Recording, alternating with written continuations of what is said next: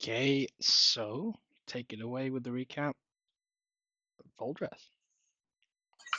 So last time we started at the outside, well, the entrance towards little cave area. Um, we were deciding whether or not we should make camp or explore further down. Torbrin decides to try and shout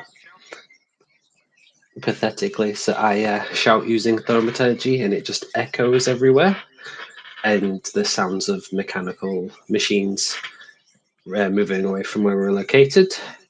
Um, so then we walk further into the unexplored area, and we find an elevator. We decide for some reason to go up instead of down deeper into the place, in which we find two guards stood in an archway, and Torbrin explains we're looking for Gus Lighthorn. Um, the guard explains that he's like a prisoner here and his sentence started 5 years ago. So I investigate the stone carvings in the arch and find out they're 2,000 to 3,000 years old.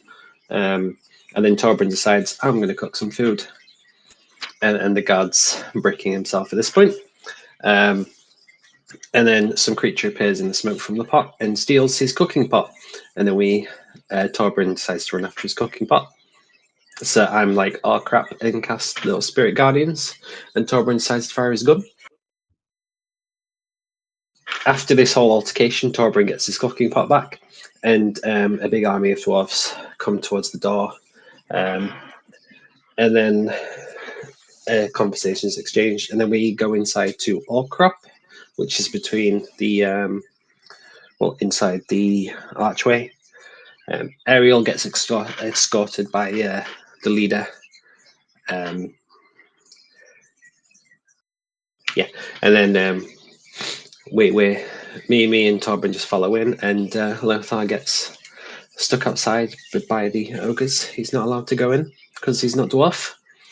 Eventually, he gets told he's big dwarf and gets let in, and makes the ogre think he's spread his disease to him.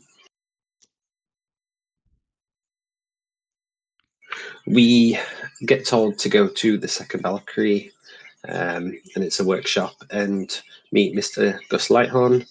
Torbin explains why we're there, and then conversations exchanged between ourselves and Gus about the ore we're looking for.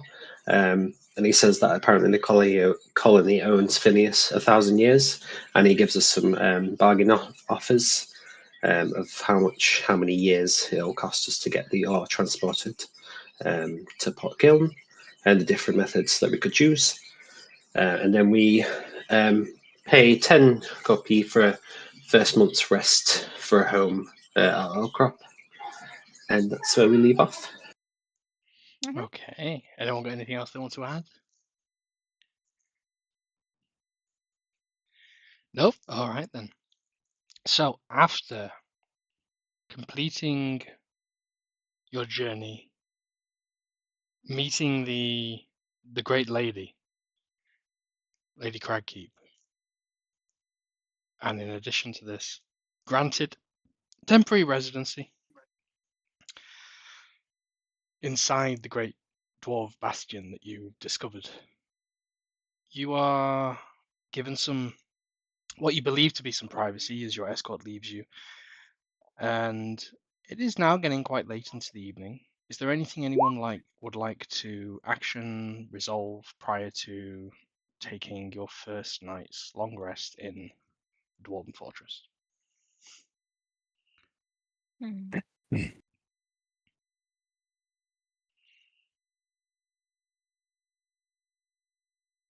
Alternatively, we can resume the campaign then. As you think somewhere dawn breaks, I would probably presume that not Voldreth, Sir Lothar is the first to sort of wake up, though it's a little disorientating that there's no visual guide as to indicate what time it is when you wake. You have no source of outside light here, but the first one to arouse after your long slumber, you can all mark off a long rest as each of you slowly stir as Sir Lothar begins his morning prayers, etc.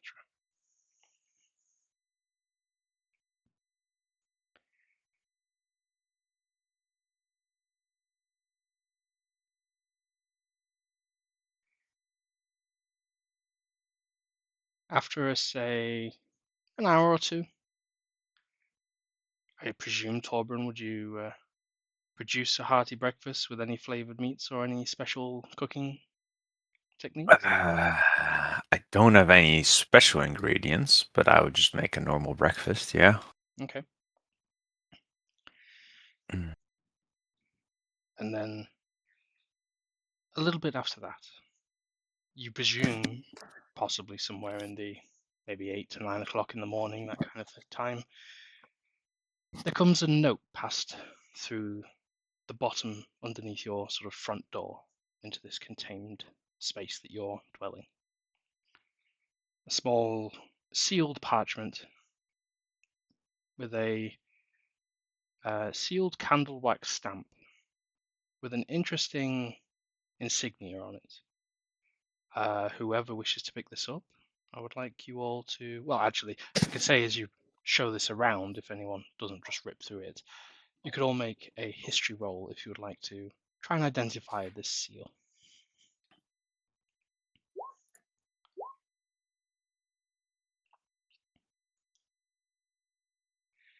Who got that 20? Voldreth did. Okay. And so, for the rolls there, we had Typical. Voldreth with the 20, Salothar with a 12, Torbran with a 16, and Ariel with a 1. Not natural 1, but a Yes. 1. Yes. As the dwarves sort of linger over the paper, the two of you would be scratching, recognizing this iconography, this symbol. It's like Torbrun. You know this is of importance, but you just can't quite let your. It's been so long since you've actually seen this seal. The name escapes you. Voldreth.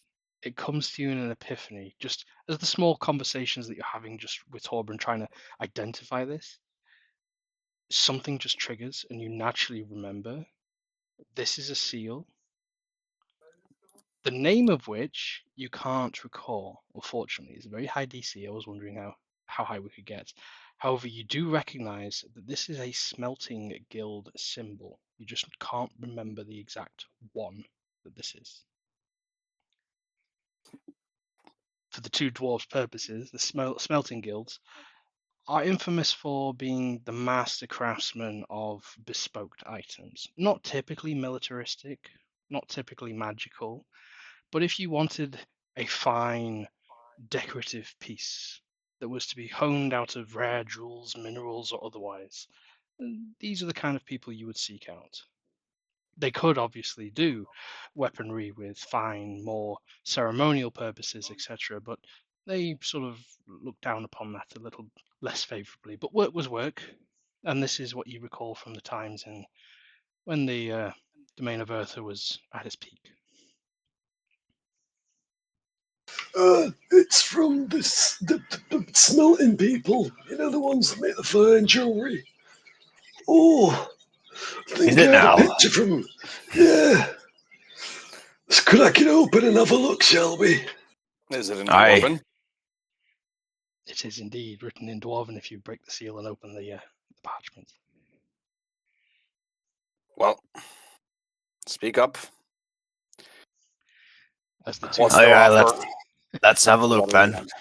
as the dwarves read, this is a summons, an invitation, a formal meeting request that the owners of the new establishment pay their respects to a one Brumnir ingot smelter. Put the name in chat for you. At their earliest convenience, and it is just a formal correspondence on that regard. You do notice that there's something signed off, scribbled, sort of almost hidden away in the bottom of it, but not overtly, not intently hidden, but just a little line at the bottom that says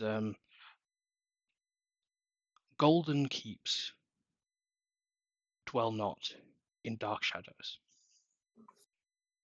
and it's just written in a slightly different version of Dwarvish, a more undercommon variant.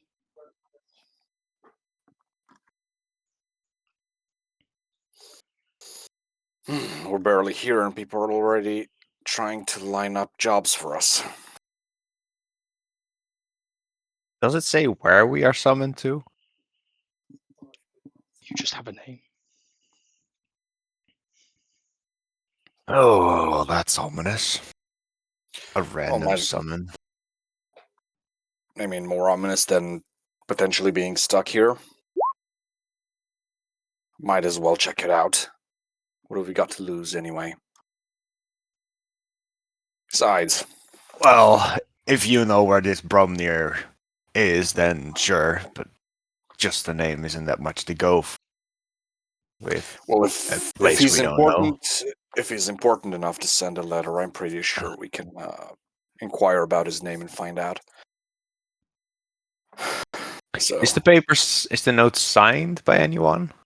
Sure, it has a seal, I guess. That's some form of signature. It's just once again almost like an equivalent of sort of like yours faithfully, but then it's just the same stamp that was on the sealant thereafter. I see. Well, at least the seal gives me a bit of confidence. Though seeing what has happened to this place, I don't know what level of forgery they might well, if he didn't put send down for in us, this he's place. going to. If he didn't send for us, he's going to just chase us away. So what's the worst that could happen? Well, I wonder if Phineas knew we would get stuck here.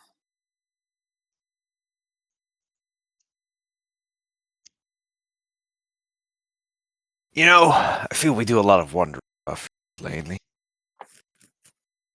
And rightfully so. Well, we've been plucked out of the fire and thrown into the frying pan. So, forgive me if I'm suspicious about everything. I mean, you're a mercenary after all, isn't this what you're used to? At least, I fought with the Order for a bit. Even after I left them and did my first mercenary work in the Iron Dominion, at least everybody was reliable there. You pick up a contract, you finish the contract, you get your money, shake hands, you leave. Because employers are aware that if they double cross you, their reputation goes to shit. Nobody's going to work for them. And mercenaries are aware that if they double cross each other, well, they're free game to get free money and loot from everyone else. Once I left, the Golden Keep, here,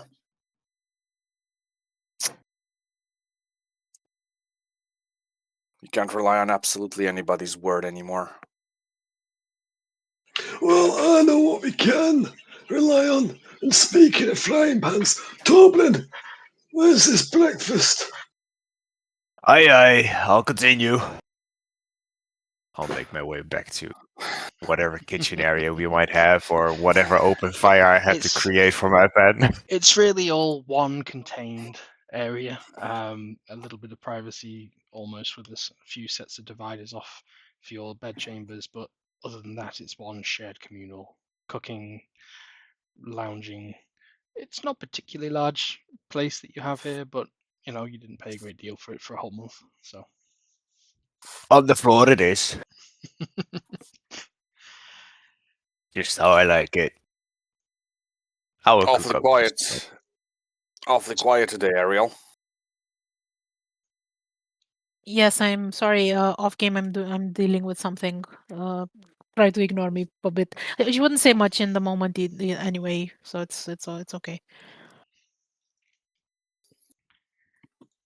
Well, should I see if Phineas is awake? Did I send him a message asking what he wants? Ship? Airship? Teleporting? Well, they did. What was his name? Guy we met yesterday. Did Oh, say funny that mechanical man. nobody leaves from Crag Keep.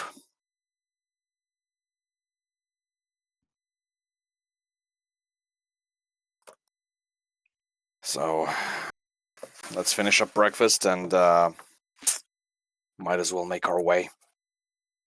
I will whip up some breakfast from the pantry supplies that I Phineas's tavern. Very well.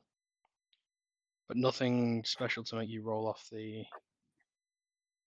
on the table. Well, the general table, but no extra special Okay, monster so go effect. ahead and make your breakfast roll. And let, Utensils, an 11. and let everyone know where that lands.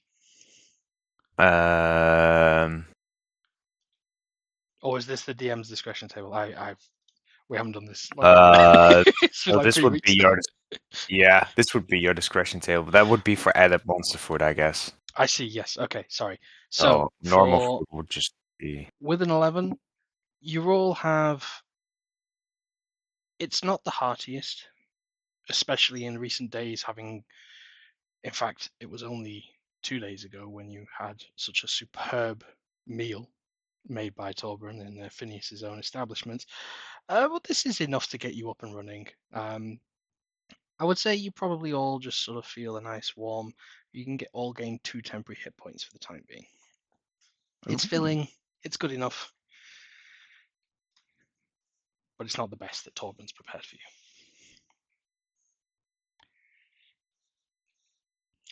And so, are you intending to complete a sending spell, or are you attempting to head on out into the keep and make investigations for this Brumnir? Oh, let's inquire about this Brumnir fellow, since he wants to see us. And then we can try and see whether we can negotiate a message to Phineas at least, until we get ourselves sorted out of here. I agree. That might be best to get some more information before we talk to Phineas. How detailed can our message to Phineas be, anyway? I mean, according to the book here, I don't know, 12 few words. They've named their Sentence. price.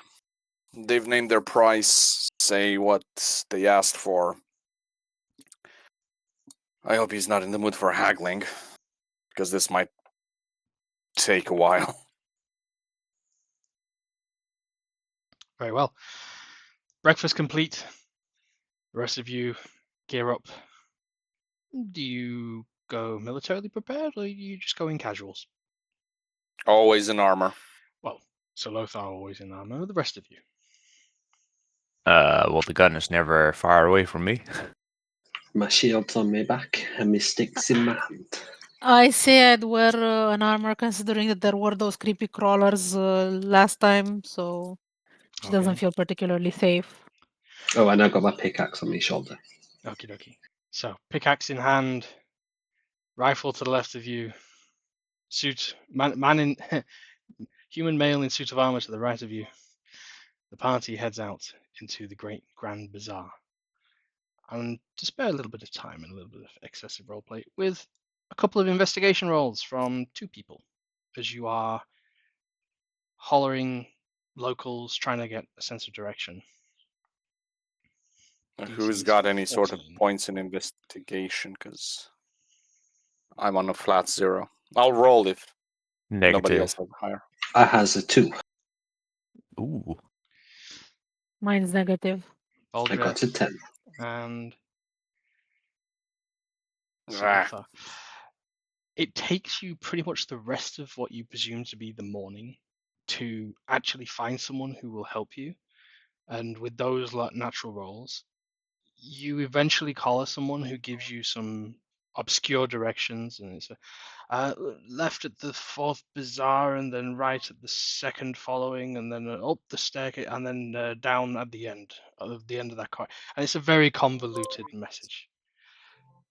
But after several wrong turns and several re-asking, you eventually find yourselves on what you perceive to be must be the other side of the Crag Keep, or at least you hope so, because this sprawling underground metropolis is vast, far more vast than you expected. Several market rows and several bazaars later, you find yourselves cutting across to a similar set of doors that you saw the previous day, though this time there are no two flanking giant ogre guardsmen hanging outside, but instead two crafted 6-foot tall dwarven armored sentries. Although then you realize they are statues, but wearing actual dwarven armor.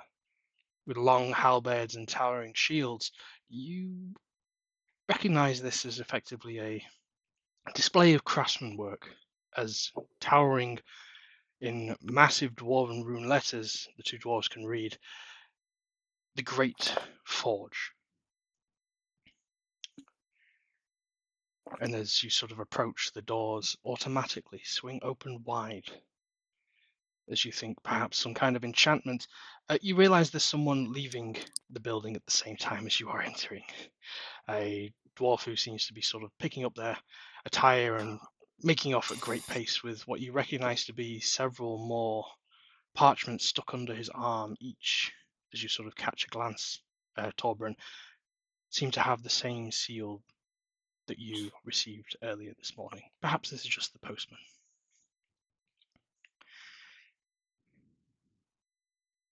It seems like the place. Might as well. As you step on, Hello. the postman just ignores you and keeps going.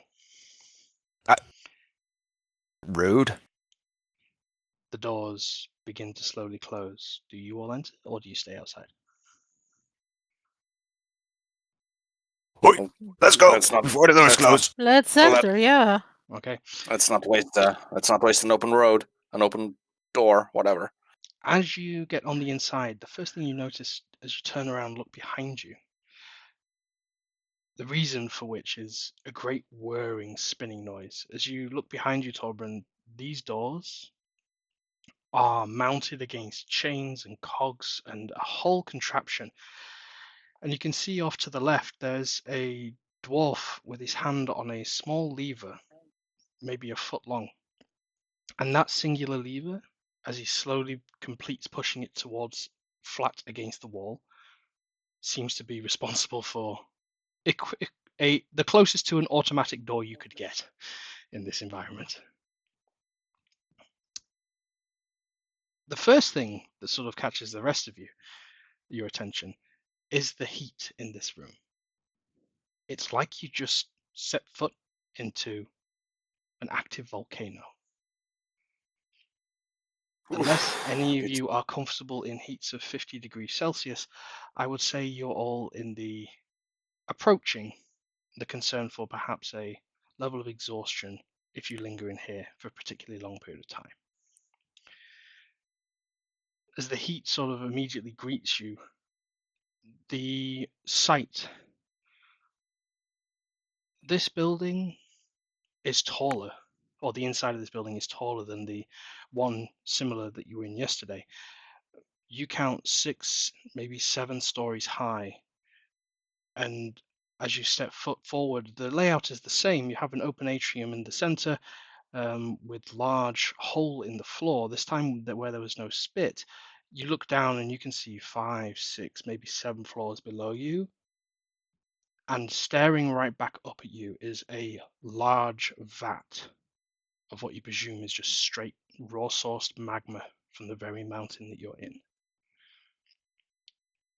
You can see chains dangling, molds set elsewhere.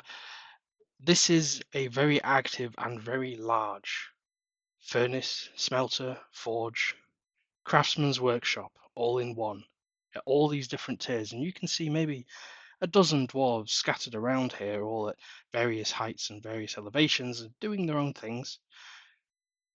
As the dwarf who was closing the door behind you turns and seems a little aghast as he acknowledges that there are now people in his room that had not been welcomed in.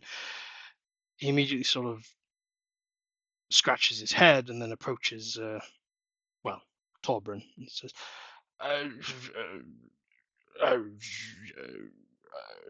"Did you have permission to be here?"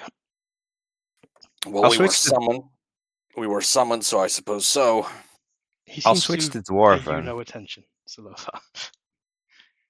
Dwarf Dwarves. and I say, Sorry, friend. The door was open. Someone just left. We are looking for a dwarf by the name of Brumnir Ingot Smelter. We got this strange invitation And immediately you with a switch. seal. I will show him the paper with the seal. And immediately as you switch into Dwarven, he opens up immensely, and you realize it was a communication issue, struggling with this common. He instantly acknowledges you and says, "Oh, right, you were summoned. Let me, third floor. Let's make our way. I assume the rest are Hey, on your head, yes? yes, there with. Right, very well. And he just turns to the rest of you and just says, follow, come, now." We're good. Let's follow him. As Yeah. he leads you past a active open mold that you can see a pulley system is actively on a rotor that's slowly pulling something up from the center of the room itself, from the great hole. You don't linger to find out what it is, but as you make your way up first flight, second flight, third flight of stairs, you find yourself on a gem encrusted floor. And to say gem encrusted, these aren't gems inset into the floor. These are gems just scattered on the floor as if they were just debris or rubbish. This could look like an entire dragon's hoard worth of fine, rare gems shining and glistening in the torchlight and well lit chamber that you find yourself within. Sat at a table with a large monocle in one eye and a hunched over posture, with his back to all of you, a older looking dwarf, judging from the extensively long grey hair that goes all the way down to his feet, even over his chair. He seems to be picking up one by one each of these gems, as if to be making a thorough pass and inspection of each individual one. You can see he has quite a mountain of backlog of workload to get through. Though, upon a clearing his throat, your guide interrupts his work. This dwarf puts down the monocle, stands up, proud. He fairly tall for a dwarf, possibly in the, well, perhaps even 5'3", 5'4". As he sort of looks and eyes the group, he nods to the dwarf and mutters something in Dowie, which he recognizes. "Thank you, teen. I'll take it from here." Before he turns and addresses all of you and says, "Honored friends," and he says this in common, "it is my great pleasure to welcome you here to the Artisan's Forge. Oh, forgive me, I should probably start. I am Brumnir, head artisan of the Forge, and I believe you know my good friend Gus. He paid me a visit late last night. Shockingly informed me that you're here with an incredibly large order of Galvinium." Hello, friend. It's a pleasure to see such a familiar face in what feels like a kind of strange place. You are correct. Yesterday we met with Gus. We are here on duty for a friend of mine by the name of Phineas. He's looking to get an order of 200 tons of galvinium for the end of this calendar year. I see, so Gus wasn't drinking. Right, 200 it is. Okay.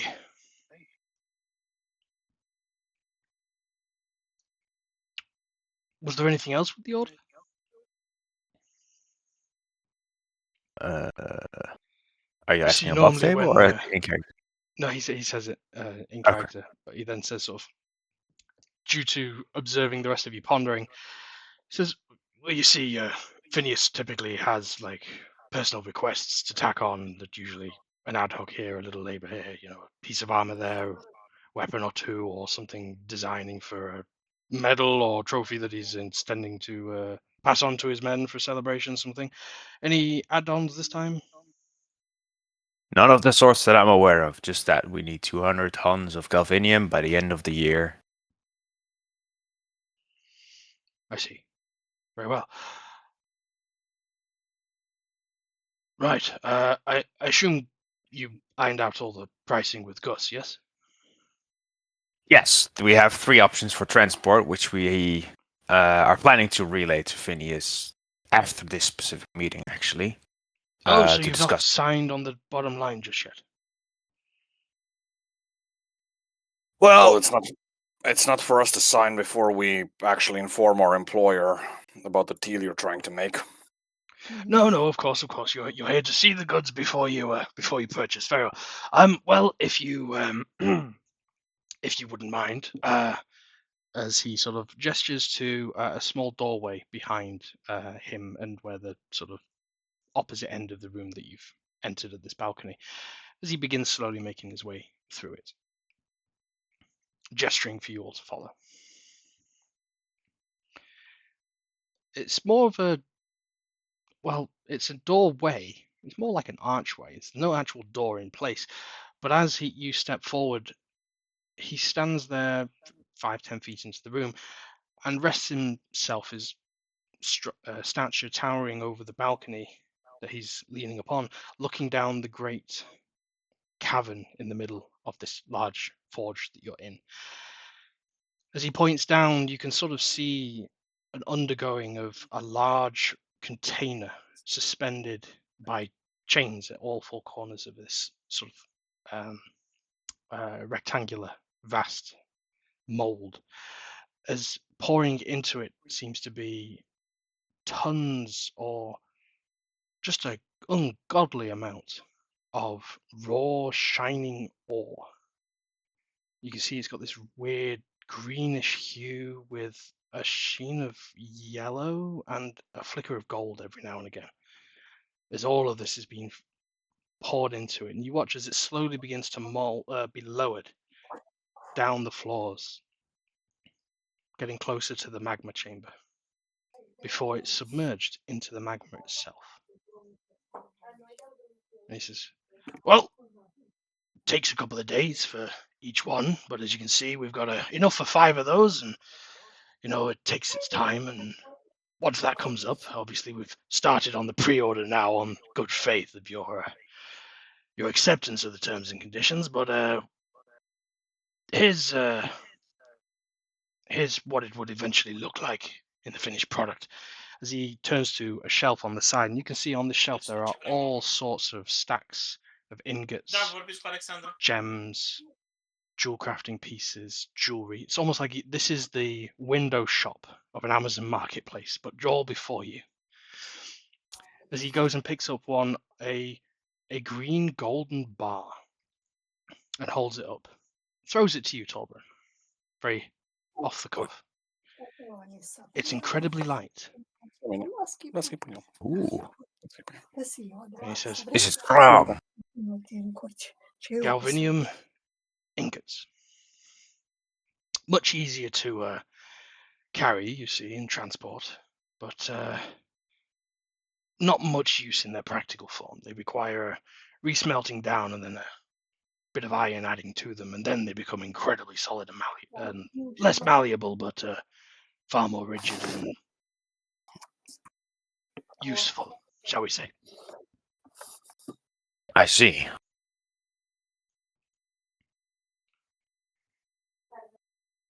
So, what do you think? All right. How's the purity?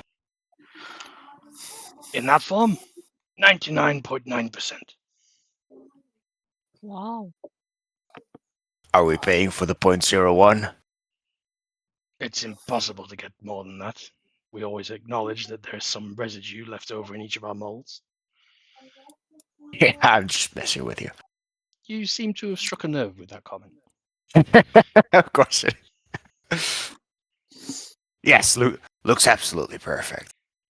Well, I'd So, like to hope so. regarding the transportation that still needed to be ironed out, the main argument there is that the option is to teleport it out of here, or move it out of here for pickup by boat or airship. Teleportation would have preference, though I also understand that that would be a lot more pricey. Yes, well, you see, the Watchers Guild, they take a hefty cut of everything that they get involved in. I understand. So after this meeting, we will convene with our employee to see if he has any preferences. I believe he has some credit, if you will, to incur for a deal like this. So Um, it will be up to him to decide how to which pay for it. Regardless, the 200 tons are. It's just a matter of how we are going to get it back to Kill. I see. Is there perhaps anything else I could interest any of you within? Perhaps some of our craftsmen, our wares, our fine legacy? And he sort of looks at the two non-dwarves eagerly. Perhaps we could get a more suitable set of armor for you, sir, or even something as elegant that might suit you, miss. I have no doubt you're a Ooh. fine craftsman, but I'm currently short on coin to afford any sort of good marksmanship for a while. Well, if Phineas is paying, we can always acknowledge the credit. He employed me specifically for this task. I wouldn't stretch my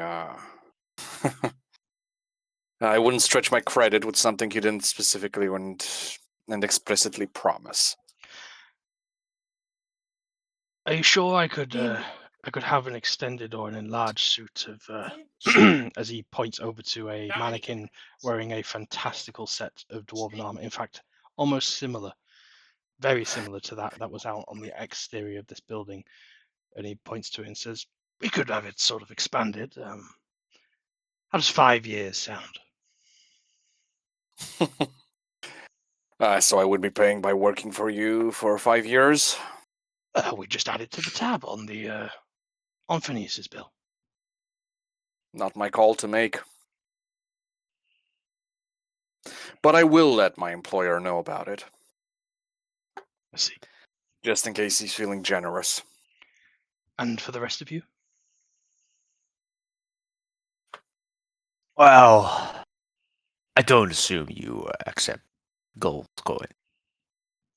We have lesser use for it here, unfortunately, but it's large quantities are hard to move and have value.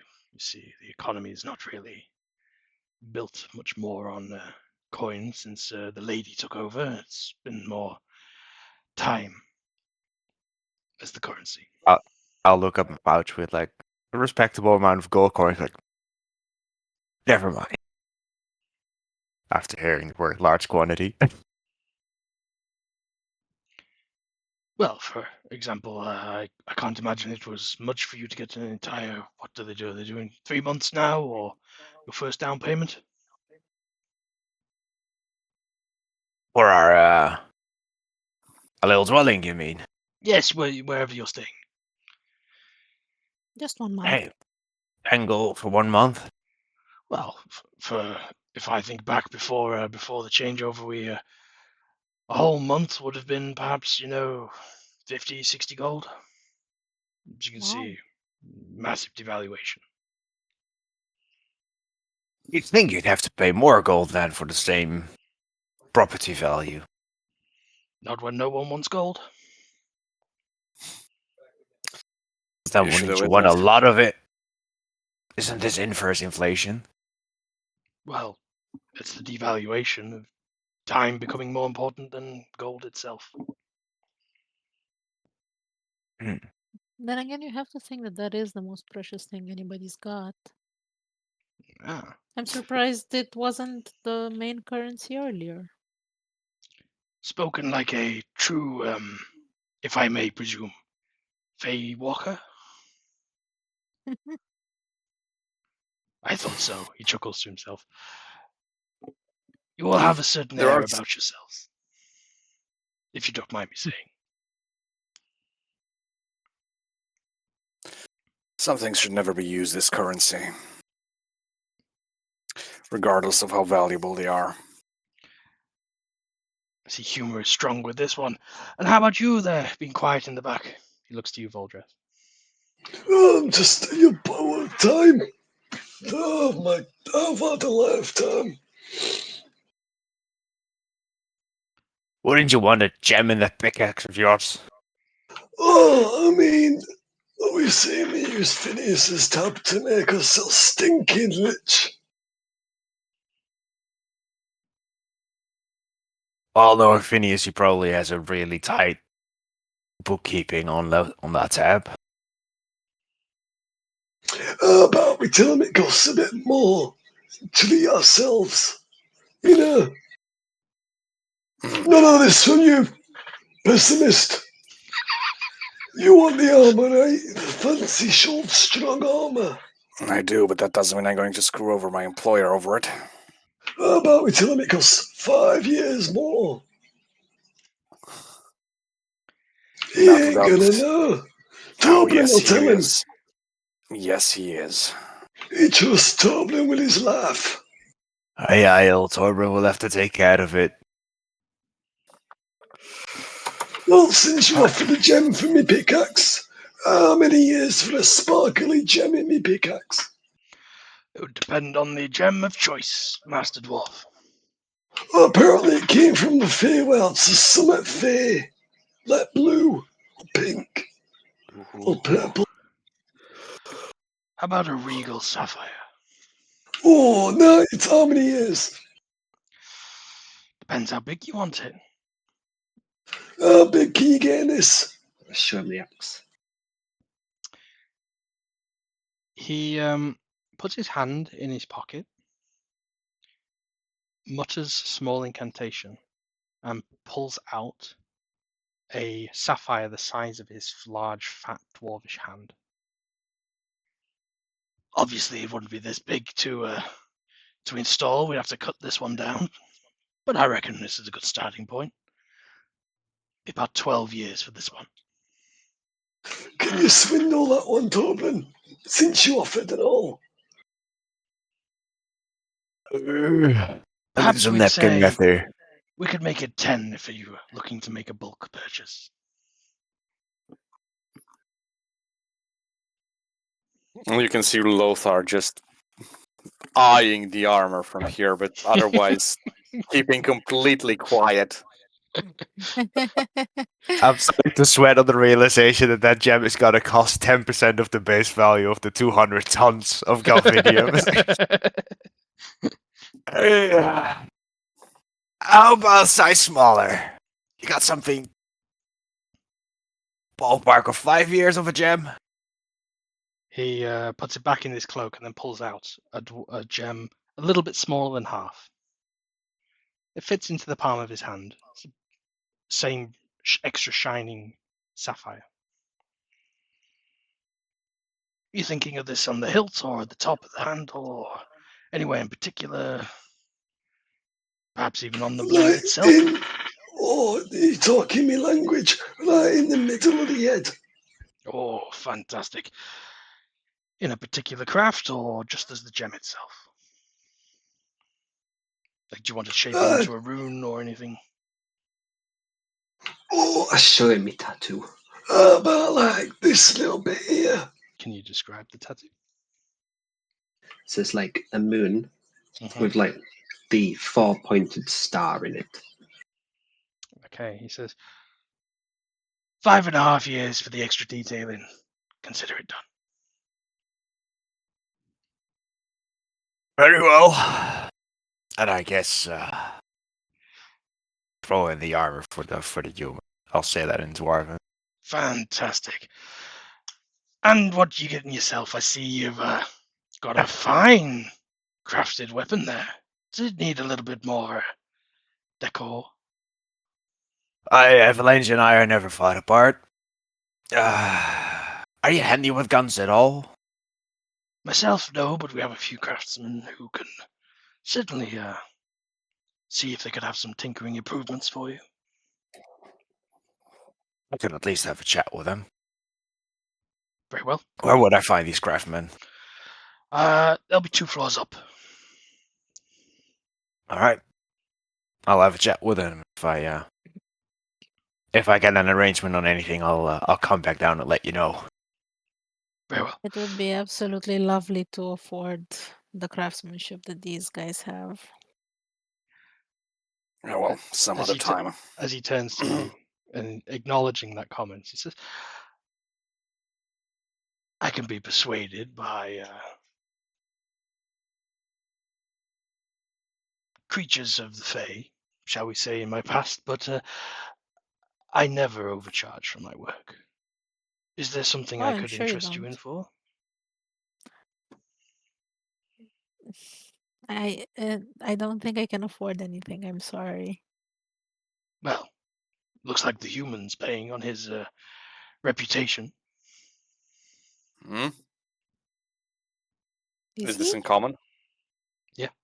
Yeah, I don't speak Dwarven. Just saying Dwarfus. Dwarven. Oh, What am I paying? you got him there. Oh, you've angered him now. He is very confused. Forgive me. I merely meant that the human sent on behalf of the payer.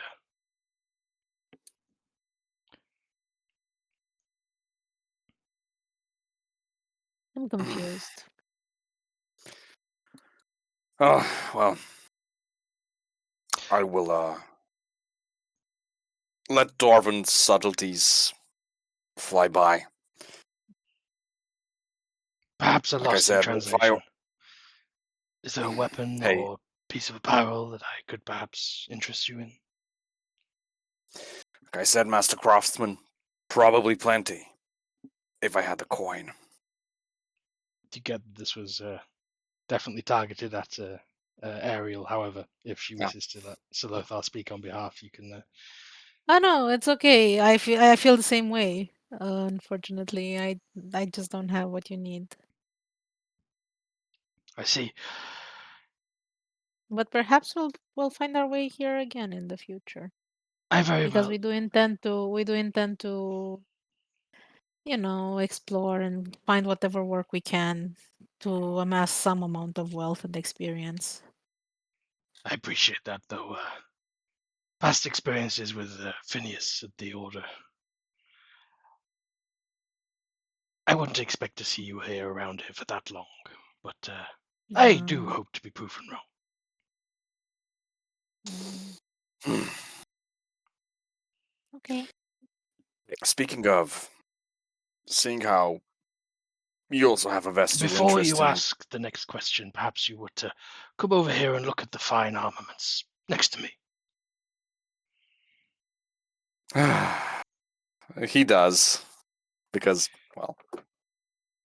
And he says in a loud voice, well, as you can see, we'd have this strapped and changed and a little expansion here. It'd fit over your incredibly large chest for a dwarf, and maybe rig the helmet a little bit so it can fit your size of your head. You know, dwarves aren't ever that big-headed, but... and then he whispers in a very low voice, you can ask just quietly. 2 things. We need a way to get a proper message to our employer about all of this. And secondly, we want to know how to properly get out. You'll need to see the Watchers. About both? You'll need to distract them so that magic can be cast without their watchful eye. And I wouldn't ask them specifically on permission to leave, more of perhaps when the deal should be struck for the delivery of these goods. Your method of transport Understood. may be key on that. Understood. What is it with the ban on leaving? Well, as we've said, to drive a hard bargain there, but some things are best unspoken. Take my word for it. Understood. Understood. Well, Master Dwarf, like I said, fine wares. unfit for poor mercenaries, I'm afraid. I'll have it prepared for you soon. Probably 2 days or so. He looks a bit confused, but nods otherwise. Oh, and I'll be needing the pick if you want it staying in the engraving. Well, there we are. Senior Finance. You watch as he holds it in both of his arms, feels the weight of it. It's not very much weight. And you watch as he just opens up his cloak that he's wearing and then just puts it in and closes his cloak and it disappears. Oh, nifty cloak. He touches the side of his nose, looking at you. Very well. Please go have your conversations with the craftsmen, and the rest of you, if you need me, I have a little bit of a backlog of work to get through. As he points All right. out the doorway to the gem pile. I'll let you know So- once I've struck a deal. Very well. So, above table, what do you want to do to the gun? I had a list of options. Let's see.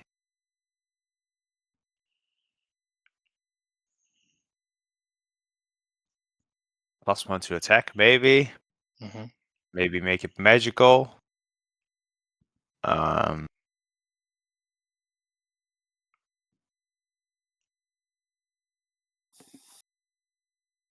Hmm. Maybe add some elemental damage. Couple of options. So, what color? I'm going to actually phrase it this way. Depending on the color of gem or inlay you want to be adding, Mhm. it will impact which of those you want. You can either make it a +1 weapon, so it will be +1 damage to attack rolls and +1 to attack and damage rolls made with that weapon. You could Mhm. make the weapon magical, so it would now deal magical attacks instead of bludgeoning, piercing, or slashing. Mhm. Or alternatively, what was your third one? Elemental damage. So Just how would that be right. different to magical? As in like roll an additional 1d4 or 1d6 of a type of damage? Is that what you're thinking? Yeah, for example. Right. Okay. Yeah. So if effectively you're looking at green for the +1, you're looking Mhm. at blue for the magical, and you're looking at red for the elemental. Ooh, I like blue. Okay. So that would be sapphire encrusted. After hearing what the price was for the last Sapphire. Well, he offers you a range of them. Is there a particular amount of years you're looking to spend, and he would put something according to you. Would the effect be any different, or is it just a visual? It's more of a visual and the valuation of the weapon itself. Sure.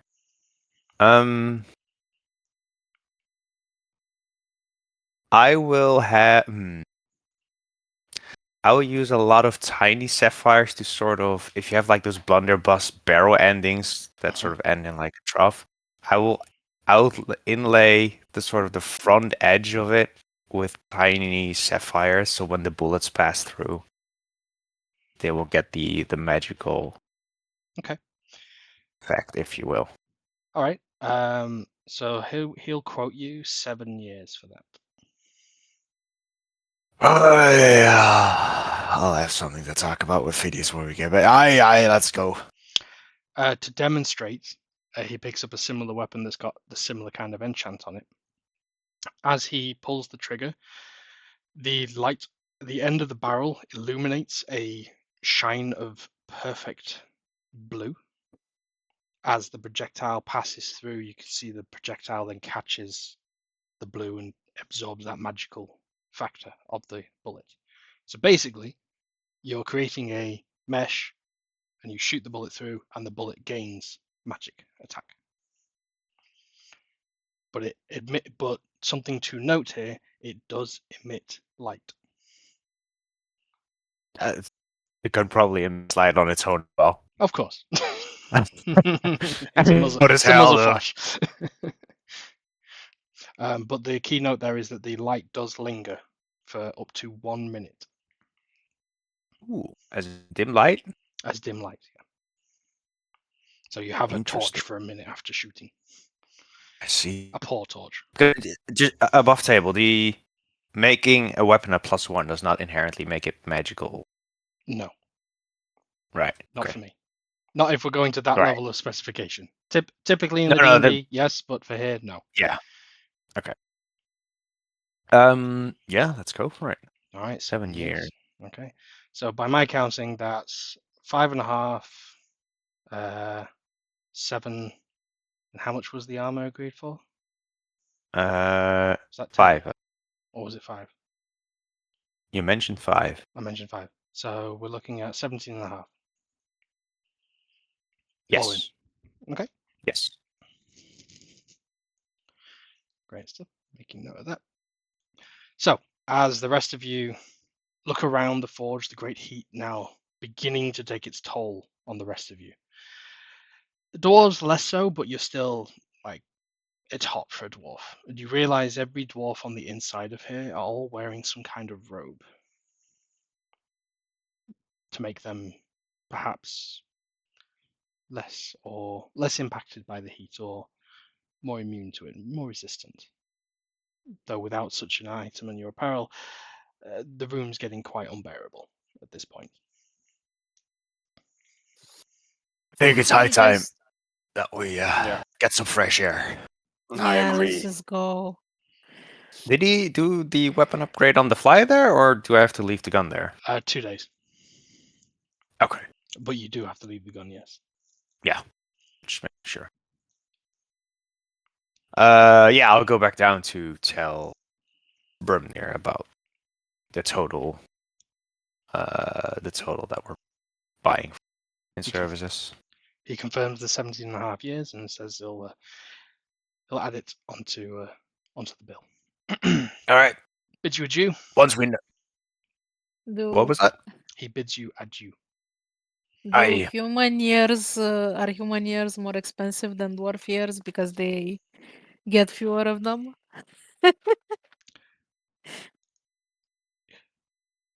Make an insight check as you say this as you're leaving, looking at Brumney. Okay, insight, sure. Uh, On a 13, he visibly ponders on the thought as if it has completely escaped his mind this entire time that he's been operating on this currency. And he goes, perhaps some exchange rates are needed. yeah. Huh. And he turns and grabs a piece of parchment and begins noting things down, leaving you all to leave. Ariel single-handedly sowing the seed that some lives are worth more than others. Fey mischief at its finest. Yes. Upon leaving the imagine Great being a Forge. goblin. Oh, goodness me. Upon leaving the Great Forge, the Artisan's Forge, the Furnace, as it's colloquial known locally, you find yourself navigating back. You can make a survival roll, Torbrun, if you want to try and lead the group back in a manner. On a 17, you remember the path, reverse, left turn here, right turn there. Oh, God, really? And more stairs and another bazaar. But as you sort of make your way back to the main chamber here, the main bazaar to which you know you're quite close to home, you can see there's a large notice board that previously you'd overlooked. And on there are all sorts of advertisements, shops, discounts, bargains to be had. Also something that stands out, something that is in the great center of the board. And you realize as you get close, it's an advertisement for something that's just known as Ring of Carnage. Ring of Carnage. You see that there is an event going on today. There's a slight entry fee if you wish to spectate, but then there's also a potential to win prizes for those who wish to compete. On the prizes listed are numerous items, things that include promissory, a years of servitude reduction, better upgrades to facilities and living conditions. There's a whole list of things that seem to be commodities, trade goods, or rare items. And then to the first prize, as you get there, it's promotion above board. And that's all it says. You can see looking up, there's quite a few members of the public here looking up and excitedly looking. Oh, and you can just hear occasionally in Dwarven, above board, above board, above board, being muttered around.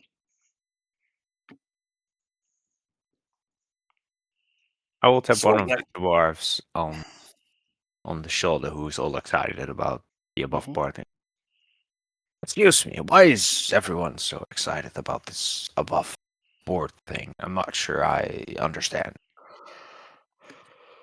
He looks you up and down, very confused, and then clearly an epiphany goes off in his mind, and he's like, "Weren't you? Were you in the influx? Then yes,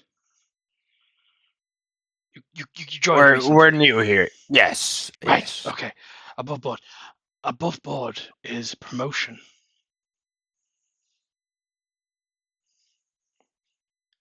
As in a rank promotion. Well, yes, Oh. liberty, freedom, free to leave the colony." Oh, Hmm. I see. This is like the only way that people ever leave this place. When you're promoted, those who carry the promotion undertake a trial for the lady, and upon completion are liberated from their oaths and debts in society. Hmm. Should they What choose if you to? have no? What if you have no oaths and debts? He chuckles. He looks at you, smiles.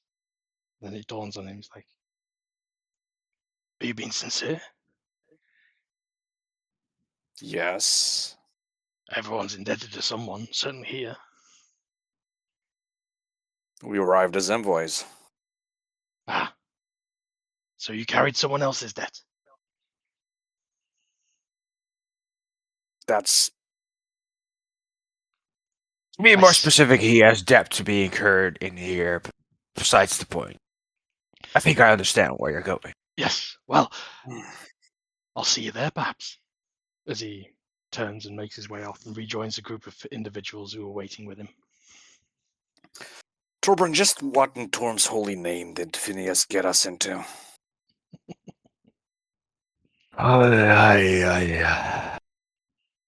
I wish I knew. The diving tasks felt a lot less challenging in that regard.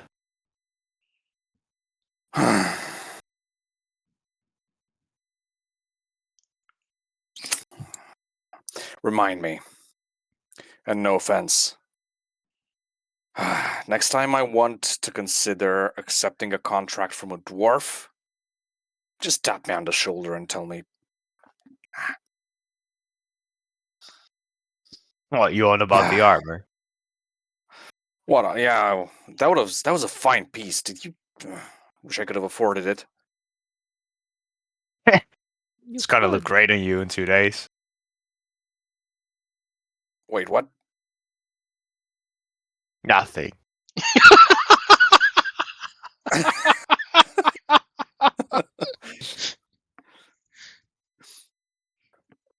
Anyway, this Ring of Carnage, is this something that we want to do? I will go back Might to as well. the dwarf that we were talking to. It's like, how often does this He's gone. sort of thing? But you grab someone else who's nearby. I'll grab someone else. How often does something like this this promotion thing, how often are these given out? Oh, once a month. There's a promotion once a month. I see. Hmm. So, do you think there's any coin in it? Oh, that's a pass to leave. Might as well give it a shot. If it's an easy way out. Then again, it might also get us killed, so what do I know? The advertisement specify what this Ring of Carnage is, or It just says the Ring of Carnage. I'll pull aside another dwarf. The same one there. It's just That's like it's the gladiatorium. I see. To the death?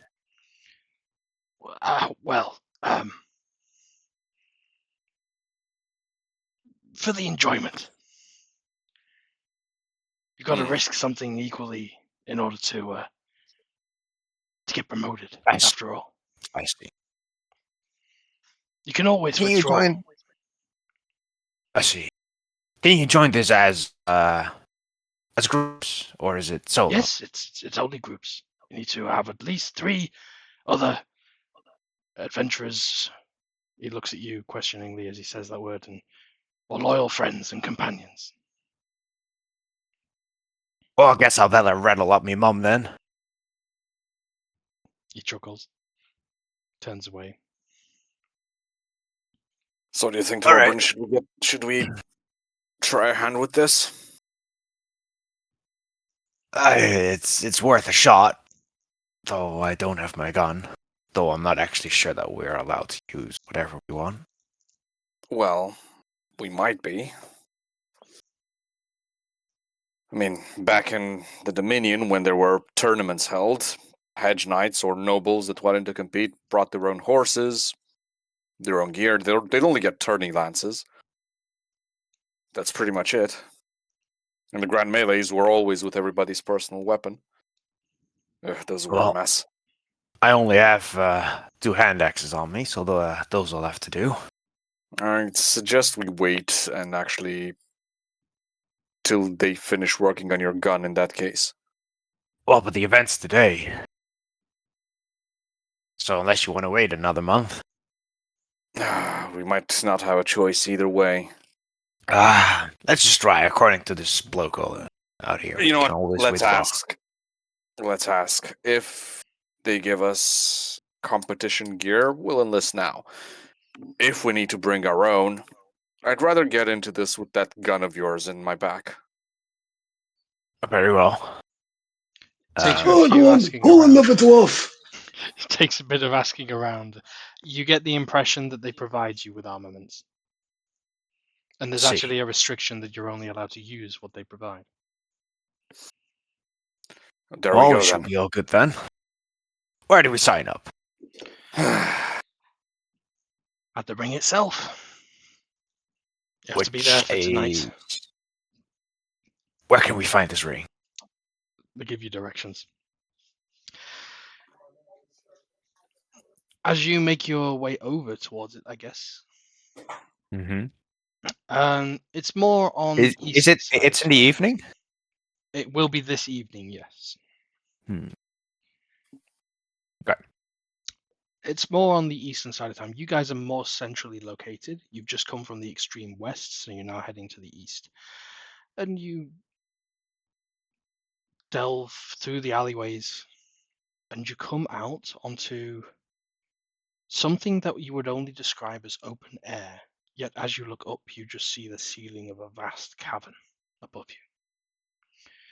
And instead of multi-tiers of a bazaar going upwards, instead you overlook an ever-receding ring of rows going down until eventually about 5 floors below you, you can see there's a large circular donut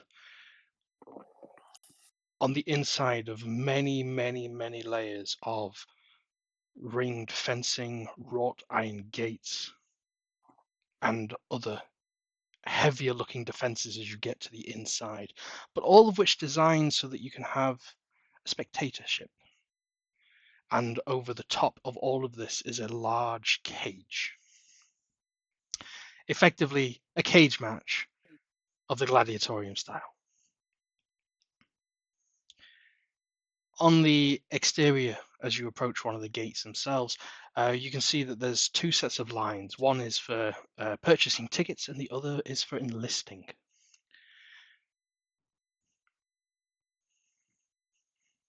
Well, I guess we will go that way, and Yeah, not might as towards well. the enlisting. Okay. Might as well. You see, just as you're signing up, walking past you, is the first dwarf you collared and had questions about. He's just like, thought I'd see you here. Best of luck. I'll see you tonight. As his four friends. Aye, walk off. best of luck to you too. Eventually, you get to the line, although as you are observing, there's a very simple set of questions asked ahead of you. It's simply, team name, how much are you risking? And you hear only three groups in front of you. You hear everything, partial, everything, is what you hear as the last one groups leaves before you. Seems to be partial or everything. And the next one is, What is that? what's your ante?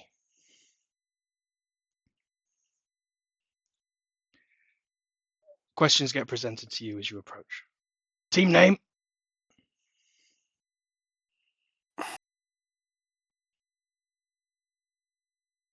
Torbran's lot. how's that spelled?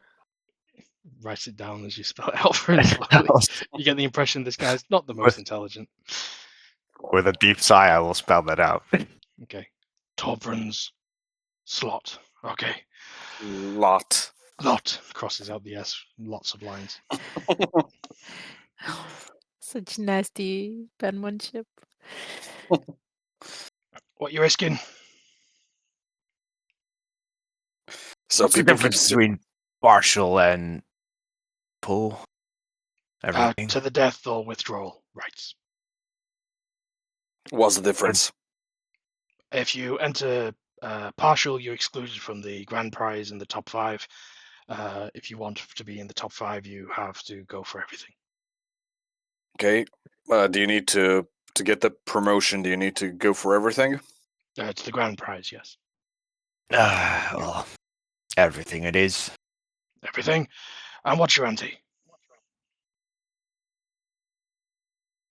Well, I she's look got at him Sue. questioning. He's like, How I'm many sorry. years are you betting on yourselves? What? How does that affect things? If you win, you get debted from other people, i.e., specifically the combined pot. And if you lose, Well, you lose the years. It's added to your debt. I see. I will look over to the rest of the party. What do we want to do? I mean, we spent, what was it, 17 and a half years of Phineas's credits. He just says, Why not risk 17 and a half 100 of it? years. Very specific amount. Sorted. In the book. Next! You go. Oh, damn. He's more senile than me. Jesus. You just hear behind you as the questions, as you're walking by. Team name, Grunger's Militia! Ante, everything! And then you end up leaving. There's just a very angry short dwarf with a massive mohawk behind you. Oh. I'm not a fan of killing dwarves. Well, neither am I. You know, when we Ring were of Carnage. when I was hunting brigands, surprisingly, out of the maybe hundreds of men I've slain, a couple of drow, a few elves, I think it's only ever been a couple of dwarves that actually turned to brigandry. Something about you lot that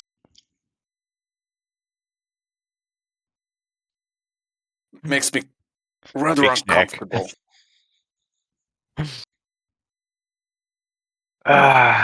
You'd think dwarfs would be content being in a mountain the rest of their lives, but I guess there are others like Oh, it still wish to see the outside. makes me uncomfortable killing them, is all. Just imagine they're all bulligans. They're all They're all what? what? Brigands? Exactly. See, that's the problem. Right. Most brigands I've ever killed were men.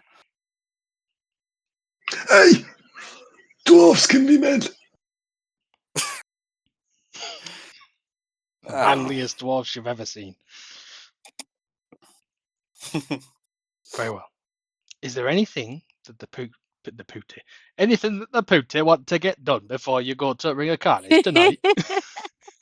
I'm Don't know where gonna that came read from. some of my Sorry. book to see if the Ring of Carnage is mentioned in my Gleeball's diary. Nothing by that name, but as you're thumbing through, make a investigation roll for me.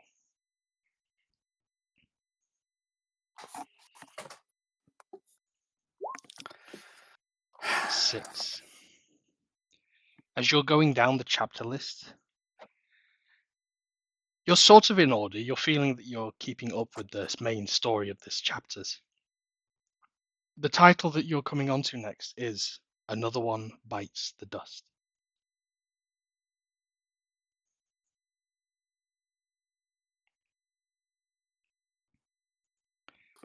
Is there anything anyone else would like to engage upon or prepare for tonight's activities and events? A final hearty meal. You got to go shopping for some rare materials, perhaps? Yeah, possibly, if there's any to find. Lothar's going to ask whether there's any place he could bet gold on the fight. You can make a investigation roll for me, or a persuasion roll, whichever you think is more applicable for you, as you are asking around town. I'm going to go with persuasion. Okay, on a 13, you find a dodgy-looking dwarf who seems to be putting you in perhaps a bit of an underhanded back alley black book keeper who might perhaps be interested in dealing with a bit of coin. And he's going to put all of his gold on tonight's fight, which is 34 gold pieces. And he asks for the name of the group that you think is going to win. Torbran's lot. Takes a note. He gives you 10-1 odds. He says, "Not a chance. Grumner's militia's going to take it. Home favourites. Runner up 4 times. They're going to get it this time." Oh, well. They're runner up. How did they survive the semifinals? You ask this of Solothar as he returns after not taking you with him to actually the bookies.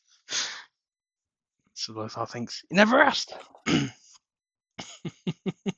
Yeah, well, I will relay. As soon as I run into Torbran, I am going to tell him. And, you know what? Never struck me to actually ask the bookie that question, but then again... Your life is on the line and you don't want to find any information you can to keep yourself alive. At this point, I'm starting to wonder if the Dominion kicked you out instead of you leaving. Infighting before the team games. I love it. Here's the thing. None of this makes any sense anyway, so I'm not going to ask for explanations if they're going to make it even less. Very well, you're just gonna stick the pointy end in them then? Either I win, either I live or I die. So if I die, I could do without the 30 gold pieces I just bet. I guess it makes sense. Wow. All right. After some hours of exploring and after this conversation, Torben, you come across a butcher who actually is dealing in what you believe to be somewhat real food. None of it looks particularly well kept. It's preserved, it's magically enchanted for it to not expire, but it looks like it's been here for a long time. Though he does offer you, bits of wild boar, In fact, he has a bit of a specials list, and on there you can see Shadow Crawler Tail, Hook Horror Fang, and another one which is a Gargantuan Spider Leg. The rest are pretty simple meats, but he doesn't have an excessively exhaustive list. Do eating any of those 3 more exotic options have any downsides?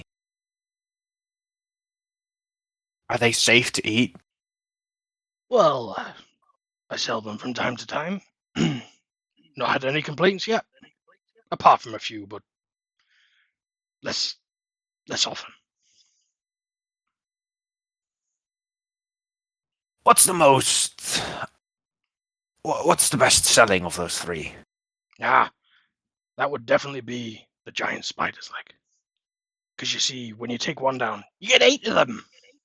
More to sell. What were the other 2 options? A hook terror claw? Hook horror claw. Mm-hmm. And it was Shadow. Was it Shadow Stalker? I think so. Shadow Crawler. There Shadow. we go. Shadow Crawler. Shadow Crawler tail. Hmm. I have so many creatures Shadow that Crawler. are so similar. It's very hard to keep tab on them. The Shadow Crawler tail seems enticing. I'll have one of those. Ah, I see. I will What would that cost you, me? 3 months. How does gold sound? It looks like you just. He visually shivers and he says, 5 gold. Very well. I'll hand him 5 gold. Just takes it like you handed him a dead baby. Big on. Aye. I will reconvene with the party. And Okay. how does a final meal sound before we throw ourselves into the ditch? Well, since you're cooking it, I'm gonna go with it. All right. Better than Let's go back dying to the on dwelling for rations. the. How far away would the dwelling be? In the centre of town. It's about sort of like half an hour from the ring to your homestead. So Would there be time for that? yes, yeah. Yeah. All right. To the dwelling we go. As you head over to prepare the meal and stuff, Ariel, Baldreth, do either of you wish to prepare anything before you attend the ring this evening? No, just staying safe, conserving spell slots. Okie dokie. Yep. Very well. So if you want to roll on your special cooking table and make your cooking roll as well, please. Roll is 13. General save. Let's see. That is an 8. +1 to wisdom saves for everyone. A long rest. Okay. On a 13, the meal for those who partake, I'll need you to tell me if you partake, is of a really chewy texture. Now, you cook this for a good 2 hours, but the meat itself looks uncooked. Though it smells prepared, it's rather chewy. It's not the most pleasant thing in the world, but it's surprisingly filling. So you gain a +1 to. Where did you land? Wisdom save. +1 to wisdom saving throws for everyone who partakes. In addition to that, you all feel that your shadows are cast slightly longer than normal. Ooh. As an effect of eating this particular creature, all of you gain +1 to stealth rolls Ooh. until your Cool. next long rest. How much to our wisdom saves again? +1. +1. +1. And so, the preparations begin. Is there anything anyone wishes to do before you attend the Ring of Carnage for tonight's games? Nothing in particular.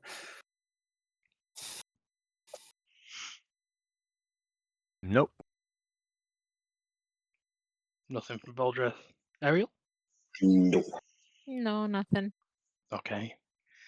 Then we shall proceed to tonight's main event, the Ring of Carnage. Upon returning to the ring, you realize you perhaps made a little bit of a mistake leaving it so close to the event start time before you left, as the queues are happening from 3 bazaars over in an attempt to get into this. Though with a nudging through and a constant pushing through the crowd, you eventually realize that they're all queuing out for the entrance, the spectator gate. When you were here earlier today, you noticed that the secondary queue was outside of another entrance. That was the contestants gate. And you can see there is literally no queue to that. But you have to shove through and eventually get inside with a few minutes to spare. As you're being ushered through, questions are asked. Are you participating? What's your team name? With a deep sigh, Torbran's lot. I've got a Torbran's blot here. Four Fine. party, 1 human, 2 dwarf, and 1 other. One other. That seems about right. Right, okay. Second door on the right, that's your weaponry. And first door on your left is your belongings. Very well.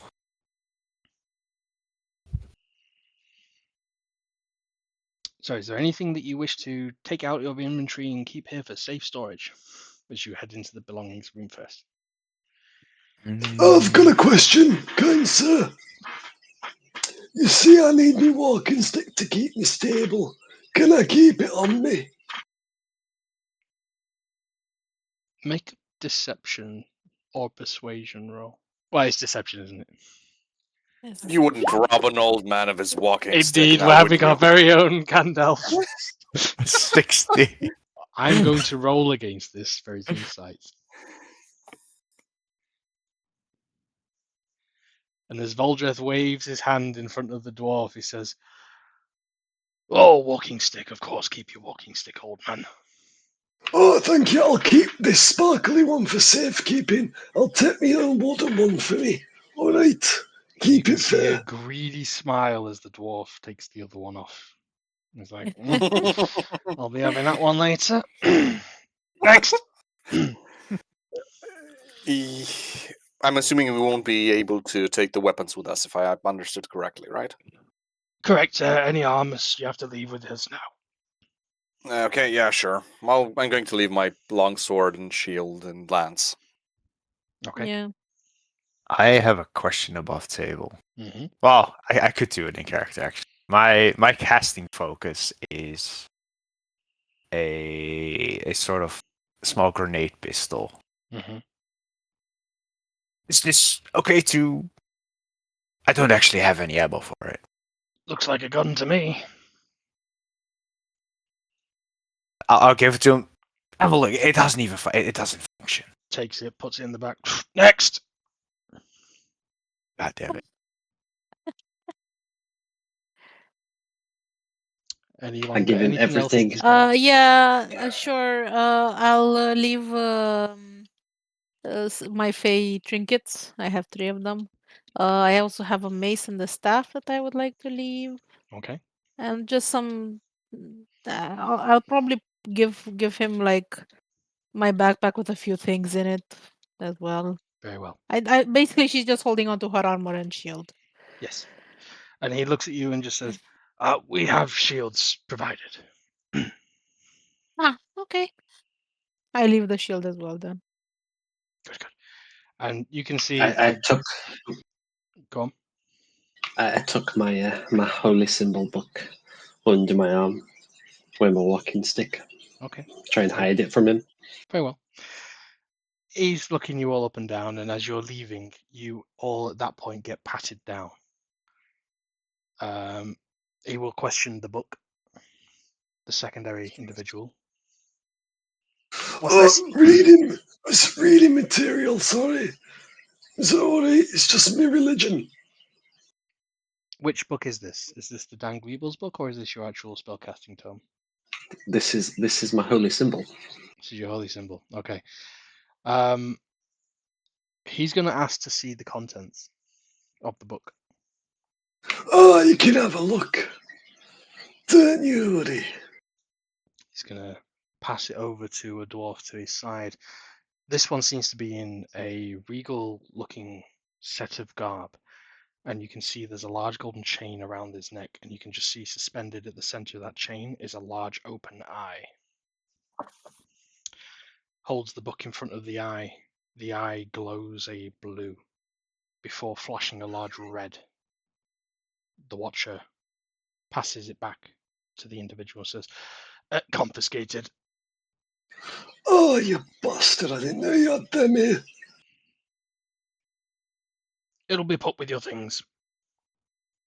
All right, then I suppose since you let me have me stick. Okay. Very well. Next. Is there any magical item that anyone is attempting to sneak past? The staff. You've managed to get away because the watcher's already detected something and not realized there's something else to detect. Do I have an the arcane lens? Doesn't. I'll just put that in belonging. Okay. No use. Very well. You make your way to the second room. On the inside, you can see there's lots of vacant shelves. Perhaps as you realize you're one of the last teams in here, most of the good weaponry and armaments may have already been selected and taken. However, you have a wide abundance of every martial, unmartial weapon that you can imagine. There's even a fine set of hand pistols that you can see in the corner, Torbjorn. And there's a fine selection of shields. Mostly dwarven size, it must be admitted. But there are a few large tower shields for the dwarves, which are almost, in fact, they are as tall as the dwarves. So it's pretty much replaceable for what a human shield would have been. Something to note, all of these items are a +3. Okay. Wow. Lothar's going to look for a shield, longsword, and a lance. You find all 3. I Take all need a 3 with me. shield. I don't really need a weapon because should use magic. Okay. But a shield, yes. right. And the armor is our own, right? The armor's your own. The shields are Okay. giving +3 to your AC. Okay. Including the tower shields. The tower shields are all the items. The tower shields. It's more of a thematic description over Right. any difference. There we go. I would say the tower shield is going to be something that you would not really be able to hold a two-handed weapon with unless you were a human or Fey. Basically, it's heavy enough. Is there a two-handed gun or is it all one-handed pistols? At this point, unfortunately, there's only one-handed pistols. Okay. But you realize there's like half a dozen pistols left. Still single shots? You see most of them are, but there's one repeater which has got 6 shots or 6 barrels. Ooh. I will take. How does offhanding Anyone else have been frozen? A bit, yeah. 1 2 1 2. Hello? Yeah. I think you're lagging at the moment. If you want to just drop the server and rejoin. Oh, and is there a set of javelins? You find 3 javelins that you can add to your inventory. Am I okay? 1 2 1 2. Much better. Fixed it now. Okay. Offhanding pistols. How does that work? I will say when you're firing, you're mechanically you're just shooting once. Right. Okay. I So will you're grab gonna a make one shield. attack roll for both shots. Oh, like that. Right. So, but it will be damage for 2. Because you can shoot twice in one turn, right? Yes, I Because have double your attack. alternative is either you fire both once each, or you're shooting both at once. It's a question of how many attack rolls you want to be making, really. Can the It- free it- action be used to grab 2 new pistols from a belt if I throw the others away?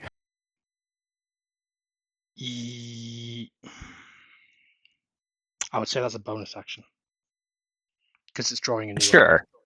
Sure. I'll put a shield on my back. Okay. I'll grab 4 single-shot pistols and the 6-shot pistol, Okay. and a scimitar if it's there,